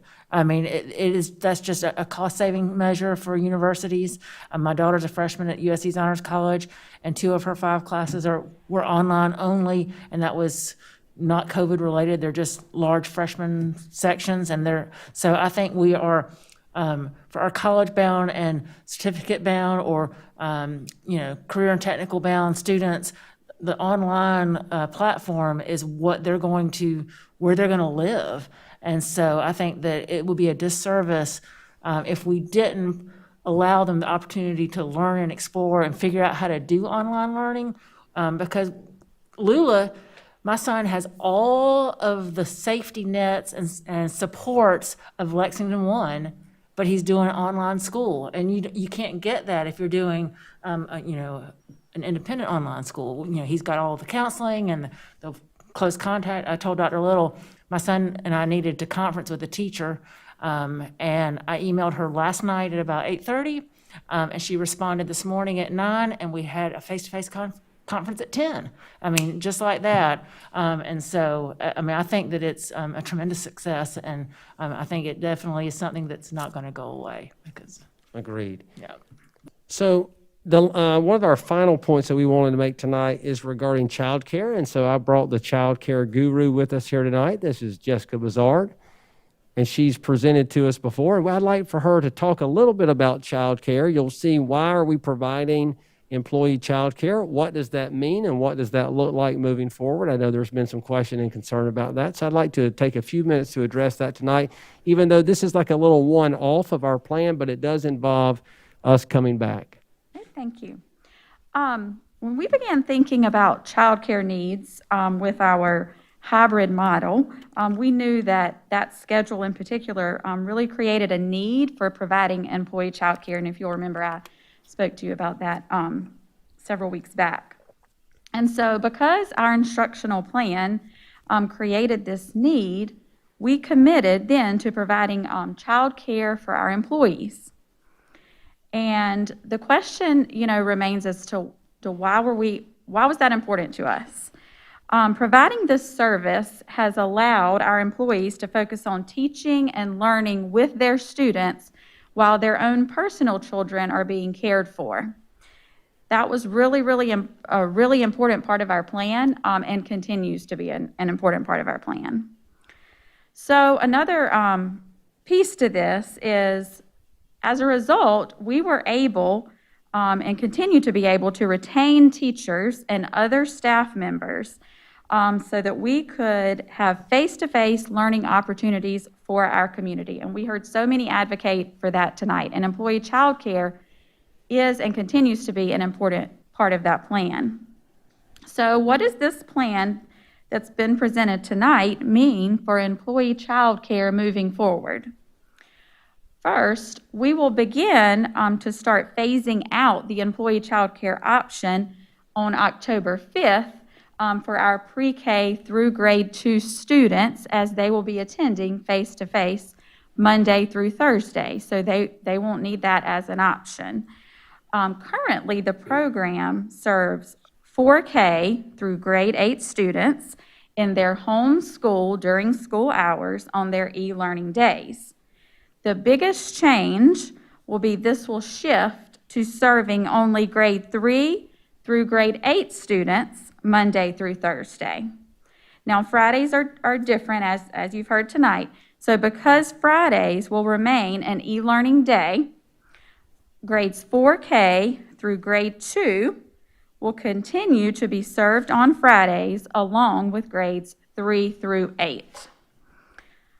We have also continued our work with child care centers. If you'll remember from the last time, that was a big part of the work that the Child Care Committee took part in. We hosted Zoom meetings on navigating the learning platforms that students are using for e-learning. We had sessions on Schoology, Google Classroom, and also Seesaw. This week, we have a session planned on how to support students with their immersion work. We've received several questions about that from child care centers, and so we're responding to that. That will be presented by Dr. Liza Spees, the coordinator of world languages. We have also continued to seek feedback on the status of e-learning in those child care centers. We are an open book. They can call anytime, email anytime, and we appreciate when they do because that informs our steps moving forward. And like I said, many have shared both challenges and lots of successes with us as well. It is clear that everyone is working really hard, providing childcare during this time, and supporting students with their learning. So the challenges that centers have faced have been shared with elementary principals so that we can provide solutions moving forward so that everyone can have a successful, positive learning experience. And as I stated last time, the relationships we have built with child care centers, this is only the beginning. We plan to continue that, and we certainly value that. Thank you. Any questions for Ms. Bizart? Thank you very much. So finally, I would just like to say, remember that our goal always has been to bring students and staff back safely while maximizing our face-to-face instruction. We believe that this plan not only allows us to open, but to stay open. That's about the third or fourth time I've said that tonight, but that is a common theme about the plan that you see before you. We want to stay open for our community. We want to be able to continue to serve the children of our community. And I would like to say before I finish how much I appreciate the support that we've received from the community. I appreciate that our community has taken this health situation seriously. We appreciate what you do to keep your children healthy outside of school. That will continue to be, when we think about the next 2, 3, 4, 5 months, that will continue to be a critical component. Parents, we continue to need your help in keeping your children safe outside of our schools. The safer you can keep your children outside of your schools, the longer we can be in school and the less disruptive the educational environment will be. That's the favor that I need from our community. And as we do this, because as you see from the last slide, it is about us being stronger together. So that concludes our presentation tonight. And certainly if there's still any other questions based upon what we've done up to this point, we can certainly take those. I'd like to ask Mr. Stacy, how many teacher positions do we have open currently that you're working on filling? I don't know. Because I was not here yesterday or today, so I really don't want to say because I'm going to tell you. But we do have positions open. We have positions. We have some, as I shared with you at the board meeting last week, we have some positions that we didn't fill. So they're vacancies, but they're really not vacancies because we've combined classes and done some things to that nature. We had one resignation today, so that's obviously a vacancy that we'll have to fill. So it changes daily. And to be honest with you, one concern we have is as we change this model, every time we've made a model shift, we've had some teachers that have decided that they can't deal with that anymore. So there potentially we could have some other vacancies pop up. Because that sort of leads to my next question. We've had several parents say, well, just let them go, terminate the teachers and bring in more. The thing that will stop us from staying in school is more than, I think, the biggest piece will be staff. Right. Because when our staff gets sick and we have to quarantine them and we start looking at close contacts and stuff, the problem is having adults sitting in front of kids. Right. And so we have pleaded with our staff over and over again, you can't excuse away symptoms. You got to let us know exactly. This whole early testing thing is going to be a game changer for us, because then we get people out before they're sick and have too many contacts. If they sit in a classroom for 4 or 5 days before they find out that they're positive and that they aren't straight up with us right at the beginning about symptoms, that's a real problem. And so we have preached that over and over and over again and have really tried to work. And I think our people are starting to recognize it, because as we start looking at direct contacts with employees across the school and you end up sending 3 or 4 people home for 10 days, then all of a sudden, wow. And so we have to be really cognizant of the 6 feet and make sure that we don't put ourselves in jeopardy. And I would say the same thing to parents. We need to plead with them to do the same with their children. Don't send them to school sick. If we want to keep school open, we've all got to just bite the bullet and deal with the problems as they arise and let us work through that, and we'll keep everything open. But if that doesn't happen, it's going to be a problem for us. Walk us through the available pool of potential teachers. I think I heard today, I think you said earlier that one of our sister districts, they had a lot of resignations this week because they went back. Yeah, I had heard, those are statement. I don't, again, it's what you hear, but one of our local districts, one of the neighboring districts, is moving from the virtual to the hybrid model, and now they're starting to see an increase in resignations because teachers just don't trust that system. Is there a pool? Can you just walk out today and find teachers to replace all those people? No. No. I wish. That's what I kind of want our community to hear that, because every time someone writes that in an email to me, it makes my heart hurt, number one, because I value our teachers so much. But I don't think people realize there's not a warm-up bench out there and people are throwing balls and getting ready to come in. No, we are pushing, like I said today, with the long-term subs, certified people in the long-term sub positions, trying to get them to become full-time teachers. Okay. The state allows us to do waivers for the wage limitations in a hardship crisis. So right now, we can do that with just anybody. If they're a working retire or want to be a working retiree, that we can get a wage limitation suspended so that they can do that. And we've got a couple of teachers that we've done that for as well. That's good. So, thank you. And thank you, Mr. Stacy. I know you were scheduled to be on vacation, and we had a special call board meeting, so thank you for coming back for this. But would you say, just off the cusp, our attrition rate is like it was a year ago or 2 years ago, historical attrition rate at the beginning of the school year? 2 times, 3 times, 4 times? I've not experienced this before, I'll be honest with you. People resigning, and it is, I get it. People are concerned about their welfare, and, they have underlying health issues and those kinds of things. But 3 times as much? What would be the number? If I had to guess, I'd say it's at least 3 times what we normally had. And maybe Mr. more Stacy, than that. Mr. Stacy, what is our sub situation? Are we? We have about 300 active subs. We're working this week and next week to do some more virtual sub training to try to get some more people into sub. And so that's a challenge of itself, because in addition to the pandemic and the quarantines and that, we still have people that are having surgeries. We still have people that are pregnant and having babies. Those things are things that we deal with for looking for long-term subs anyway. So it's sort of like what Amy said about her nurses.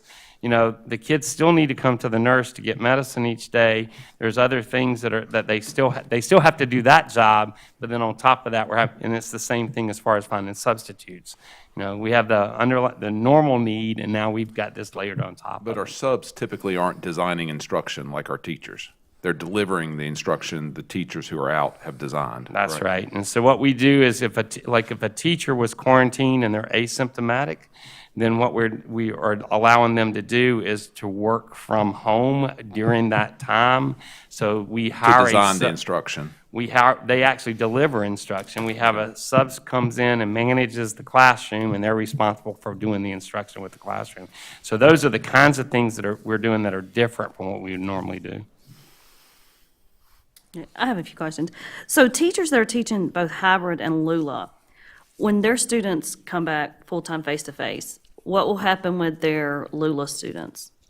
So the only ones that I think where we're going is like high school students, high school classes. And so those classes are, you have a schedule, first, second, third, fourth block. So a teacher might be teaching in the high school in the hybrid model, but one of their blocks might be through LULA.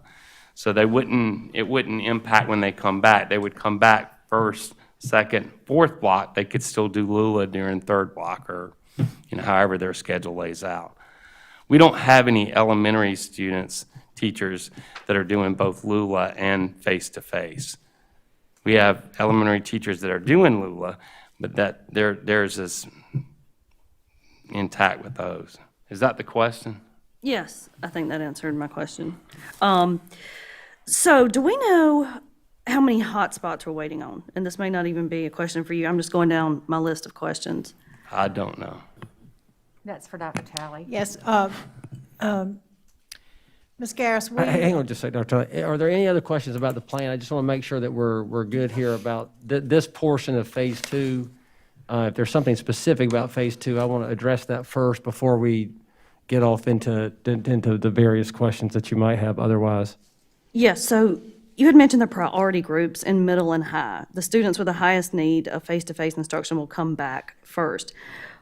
What classifies them into a priority group and then having the highest need?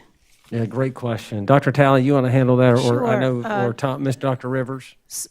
Superintendent Spearman has already categorized those priority groups for the state.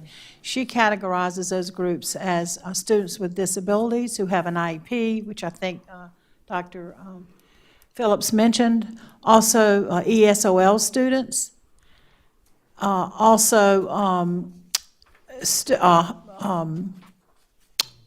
It was in that letter. Yeah, that's fine. The same thing as elementary. Yes. I just didn't know, we didn't say that out loud. We just That's right. said, priority group. So I thought That's maybe right. we were looking at something different. Okay. that And answers that the question. third group would be students who receive tiers of intervention. Okay, thank you. You're welcome. Any other questions, board? Okay, and I do. Hold on just a second. I want to make sure we go back to Ms. Garris's other question about hotspots. Yes, Dr. Talley, you want to handle hotspots? that is product that we have ordered, and it has been delivered, and we are working feverishly. Someone mentioned, I guess it was Mr. Stacy mentioned, that we have been able to hire 5 additional temporary IT personnel, and they've been working really hard to get those hotspots out. Okay, thank you. I know we have third and fourth graders that don't have Chromebooks. Do you know how many of those students we still have without Chromebooks? I do. Again, that inventory has been ordered, and we're expecting 2,800 Chromebooks in October. I think I mentioned that to you all at last board meeting. So we are still ordering because we continue to increase in our numbers. Okay. And this may not be a question for you. I don't know who put this whole plan together, but so when those surveys were sent out, those parents were asked, do you have internet access? Do you have access to a device? But at that time, that was back several months ago, and I'm not even sure that hybrid was on the radar then. So, parents may have answered, yes, we have internet access, but that may have been because they were at home at the time and the child was going to use their device as a hotspot, whatever. So I'm finding out that we have more and more students that don't have devices that originally, and this may be a reason why you're having to order some more, but either way, so we know that a lot of third and fourth graders don't have devices. Why was the reason that they were not included in the original plan to return for K through second grade? So I'm not sure I understand your question, but I'm going to try to answer it, and if I don't answer it, please clarify for me. But our LULA students, they were our priority students. When we did determine devices, who would need devices, they were our first layer. And we also have satisfied over 600 requests for hotspots. You ask about hotspots. So I'm not sure I understand your question about students who don't have devices, in the early weeks of school, up until the 10th day, we had devices for students who never showed up. And we hung on to those devices because we don't drop students until the 10th day of school. So once we had that 10th day of school and we saw that students, some had moved away and didn't withdraw, then we did reassign those devices, and we continue to swap those out. Okay. I just know right now, I know one school specifically has told me, and there may be more, that there's a waiting list for their 3rd and 4th graders to receive Chromebooks. And what I'm hearing is that's all across the... Well, that is because Dr. Little earlier mentioned the supply and demand. Right. We have ordered the devices and working with our vendors, but we just can't get them as quickly as we need them. Right. So I guess my question was, knowing that, and those students don't have devices, and like I said, I'm not even sure that you're the person that I should be asking this to, was there any thought given to including those students originally instead of just kindergarten through 2nd grade? Oh, are you talking about in terms of the phase 2 part of the Right, plan? in terms of the phase 2. Yeah, absolutely. So we had lots of conversations about where to do the cutoff in terms of bringing students back K through 2 or 3 through 5 or however that might look. Really, the delineation for us was our ability to put in plexiglass in those classrooms to help mitigate social distancing issues associated with those students coming together. So again, once we get those in as part of that process, they'll be the next group in. So that's the reason why those 3rd and 4th graders were not included in the original plan. Okay. I'm sure I have more questions, but this is a lot to take in. So has there been any discussion about eating lunch in the cafeteria, even on a rotating basis? I know some teachers have voiced concerns that they're stuck in a classroom with students not wearing masks and they can't open some of their windows. And some said they have time to clean their desk before lunch, but not afterwards. So they were asking if there was any way that they could rotate cafeteria time. I'm going to allow Mr. Salters to handle that because I believe that has been Yeah, part of the we are looking at rollout. that as part of our phase 2, and as we bring some more students back, our cafeteria usage, you will see that increase.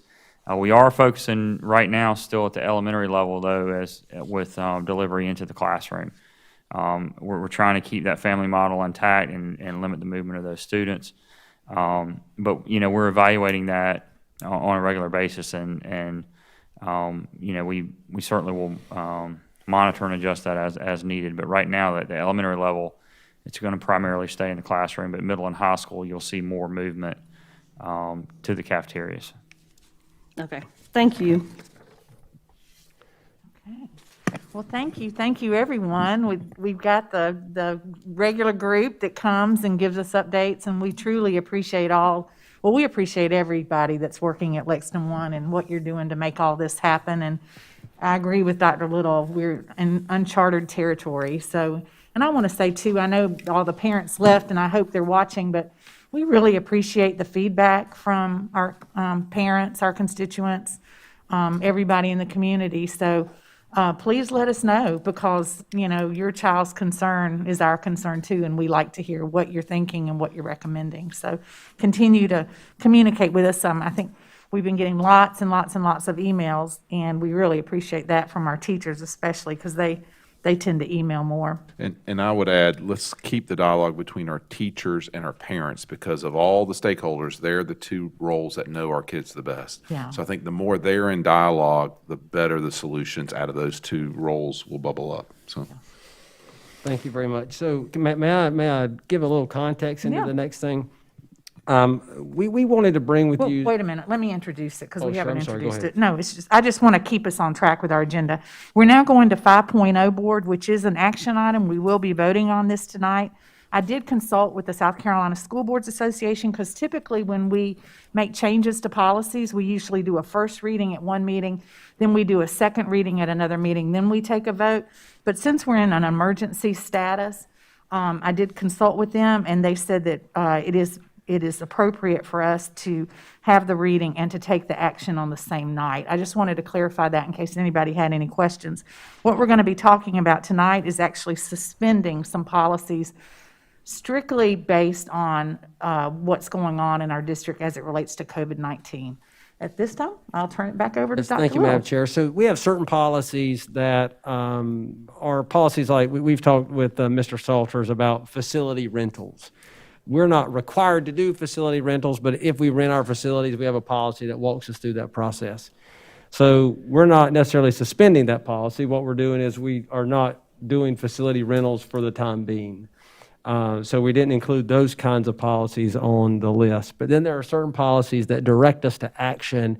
And while we were in this transitioning phase, we knew that was temporary, but now when we begin to look ahead into our year, this may stretch longer. So I think just in case, I asked our senior leadership team to bring forth any types of policies that would have needed to be, I guess I want to say postponed or suspended for a temporary suspension as we deal with the coronavirus, because there are certain things that we're doing with the coronavirus that we can't really engage in our policies the same way. So Mr. Caldwell has 3 he wants to provide us tonight. And again, this may be something we do as we uncover other policies and bring it forward to you if we realize that there's something that we're currently not able to do. So that may be part of this ongoing process that we do. So, Mr. Caldwell. Well, wait, before he starts, let's get a motion and a second on the floor so that then he can, to make sure the board wants to hear this. They may not want to. That's a fact. That's a good point. Thank you very much. We're going to be discussing policy JFAB, which is admission of non-resident students. Do I hear a motion from, that the board approve the administration's request to temporarily suspend the portion of policy JFAB, admission of non-resident students, as it relates to admissions of an international exchange students due to COVID-19?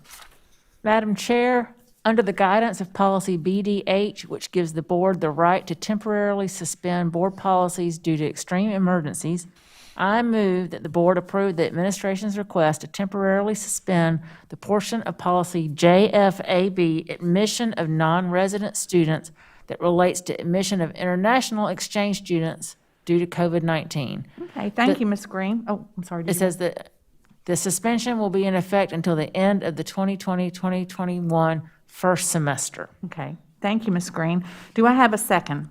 Second. Go Okay, ahead. we'll give it to Mr. Anderson. Mr. Anderson has our second. Okay, at this time, we're going to open it up for discussion. Mr. Caldwell, you want to walk us through this, and then we'll open it up for questions or comments if we have Thank you, any. Madam Chair, members of the board. And I want to be clear that we're not asking for a suspension of the entire policy. That particular policy deals with students who pay tuition. It deals with employees, children, and that sort of thing. But the section that deals with the international exchange students, the foreign exchange students, if you will, we just felt like it was in our best interest and in the students' best interest, the foreign exchange students' best interest, to not be traveling over here. They typically stay for an entire school year, sometimes for a semester. But because of the uncertainty of our times, we just thought it was in our best interest that we did not do that this year. To your point about the board amendments, we typically do. If we wanted to amend a policy, if we wanted to change a policy, it's about a 2-month process. We didn't feel like that was an efficient use of our time, because then it would be another 2-month process to get it back to normal. So we were reminded of policy BDH, and I think it's worth stating, and it's because it's very short. The operation of any section or sections of board policies not established by law or contract may be temporarily suspended to meet extreme emergencies by a majority vote of board members present at a regular or special legally constituted meeting. And I feel like that, I'm pretty sure that policy is in your board packet, but I wanted to put that on the record. So we are asking for the suspension of the international exchange students portion of the policy JFAB. One other note, when asked about how long, I don't want it to appear arbitrary. We chose end of first semester. That seemed to be a good stopping point at this point. And I would say that we may find as the semester progresses, not for this particular policy, because foreign exchange, they either come now or they don't come at all. But for the other policies I will bring forward, we have that same stop date. And it may be that we could reinstate the policies, or we may find that we need to make it even longer than it is. So again, I didn't just pull out a date out of thin air, but I felt like we needed to have some kind of idea of what we were looking at temporarily for the for the suspension. And in case you're curious, the last day of the first semester is January 15th, 2021. Okay. Thank you, Mr. Caldwell. Are there any questions or comments for Mr. Caldwell before we vote on the suspension of the portion of this policy? Hearing none, we'll take a vote. All in favor, please say aye. Aye. Any opposed? The motion carries and it is unanimous. We'll now go to policy JICG, which is a tobacco and nicotine use policy by students. Do I hear a motion that the board approve the administration's request to temporarily modify the enforcement section of policy JICG, tobacco and nicotine use by students due to COVID-19? Madam Chair, under the guidance of policy BDH, which gives the board the ability to temporarily suspend board policies due to extreme emergencies, I move that the board approve the administration's request to temporarily modify the enforcement section of policy JICG, tobacco and nicotine use by students due to COVID-19. First offense consequence related to in-school suspension will be altered as follows. Students will report to in-school suspension to complete the tobacco cessation course. Once completed, students will return to class. The second offense consequence, which requires a student to complete 6 hours of school-based community service, will be temporarily suspended due to safety concerns. This modification will be in effect until the end of the 2020-2021 first semester. Okay, thank you, Mr. Oswald. Do I have a second? Second. Thank you, Dr. Powers. Okay, Mr. Caldwell, we'll turn it over to you to walk us through this one, and then we'll open it up for questions again. And again, just for clarification, the same thought process as explained earlier. The current policy says that a student with a first offense would go to in-school suspension for the entire day, and while in-school suspension would complete a tobacco cessation program. That program is in place, but seat time is so much more important now, face-to-face seat time. Particularly with the hybrid model, we felt incumbent upon us in student services to ask you to amend that so that a student would go to in-school suspension, complete the course, but then be allowed to go back to class for the rest of the remainder of the day. The second part of this is a second offense, and you'll remember we modified this policy last July. And then we modified this policy again last October. So we had lots of conversations about this back last fall. But the second offense there's several consequences that result in a second offense, one being a 6-hour community service component. And we felt like if we could limit the movement of students and not have them doing things outside of their normal, what is now the new normal in a school day, it would probably be in their best interest and in everyone's best interest that they're not moving around the school for that. So we're asking for that particular offense, that particular consequence, be suspended. Okay, thank you, Mr. Caldwell. This is regarding policy JICG, tobacco and nicotine use by students. We have a motion on the floor from Mr. Oswald. We have a second on the floor from Dr. Powers. Are there any questions or comments, board? I can't resist. I feel like there's a joke about in-school suspension at home here that somebody needs to make. Because you're Luluing. Sorry. No questions. Yeah. No questions. Okay, all in favor, please say aye. Aye. Any opposed? Motion carries and it is unanimous. We're now going to go to policy JJIE and JJIE-R, which is regarding student drug testing programs and the administrative rule regarding the student drug testing program. Do I have a motion on the floor regarding policy JJIE and the JJIE-R administrative rule? Madam Chair, under the guidance of policy BDH, which gives the board the right to temporarily suspend board policies due to extreme emergencies, I move that the board approve the administration's request to temporarily suspend policy JJIE, student drug testing program, and JJIE-R, administrative rule due to COVID-19. The suspension will be in effect until the end of the 2020-2021 first semester.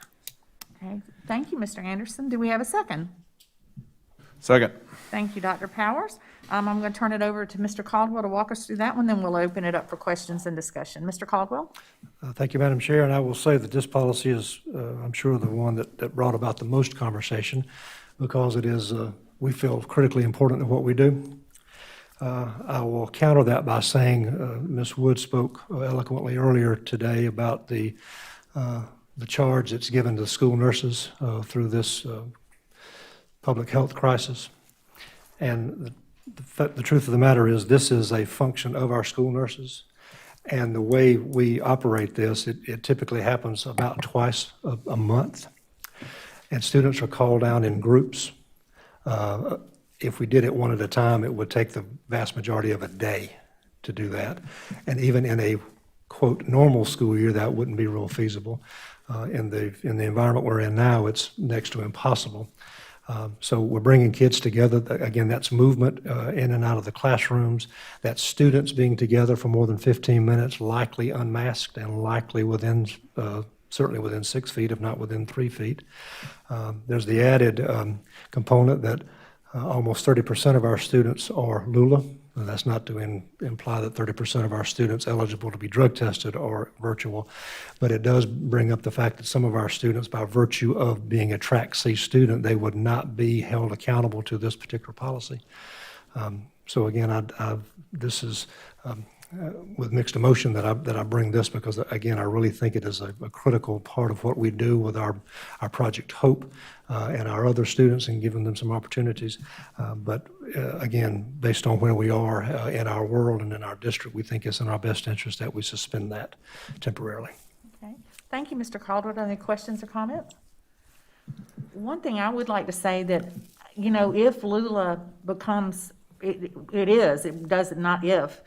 now that it's becoming a part of our Lexington One model, I think it would be important for us to kind of think how this policy we may look at it long-term after COVID, because, you know, that this board has always been very committed to keeping our students nicotine, drug-free, living their best life. And so I think that might be something we want to look at. I know that's not for tonight, but that's just a thought. Board, any other questions or comments? Hearing none, we'll take a vote. Oh, let me go back. We're going to suspend policy JJIE and JJIER. We have a motion from Mr. Anderson, a second from Mr. Powers. All in favor, please say aye. Aye. Any opposed? Motion carries, and it is unanimous. I would just like to thank everyone tonight for all the work that went into this, and for us to have back-to-back board meetings. There's a lot going on. We will be meeting on October 6th. That meeting will be strictly dedicated to doing Dr. Little's annual evaluation. That will not be a COVID-centric meeting. So just to let you know, and then we will have our regular board meeting the third Tuesday in October. I would like to wish everybody a happy first day of fall, and we are getting close to finishing 2020 and seeing it in the rearview mirror. Praise the Lord. Do I have a motion to adjourn? Motion to adjourn. Thank you. Do I have a second? Mr. Oswald, Mr. Anderson, and Mr. Oswald, all in favor, please stand up, and thank you very much.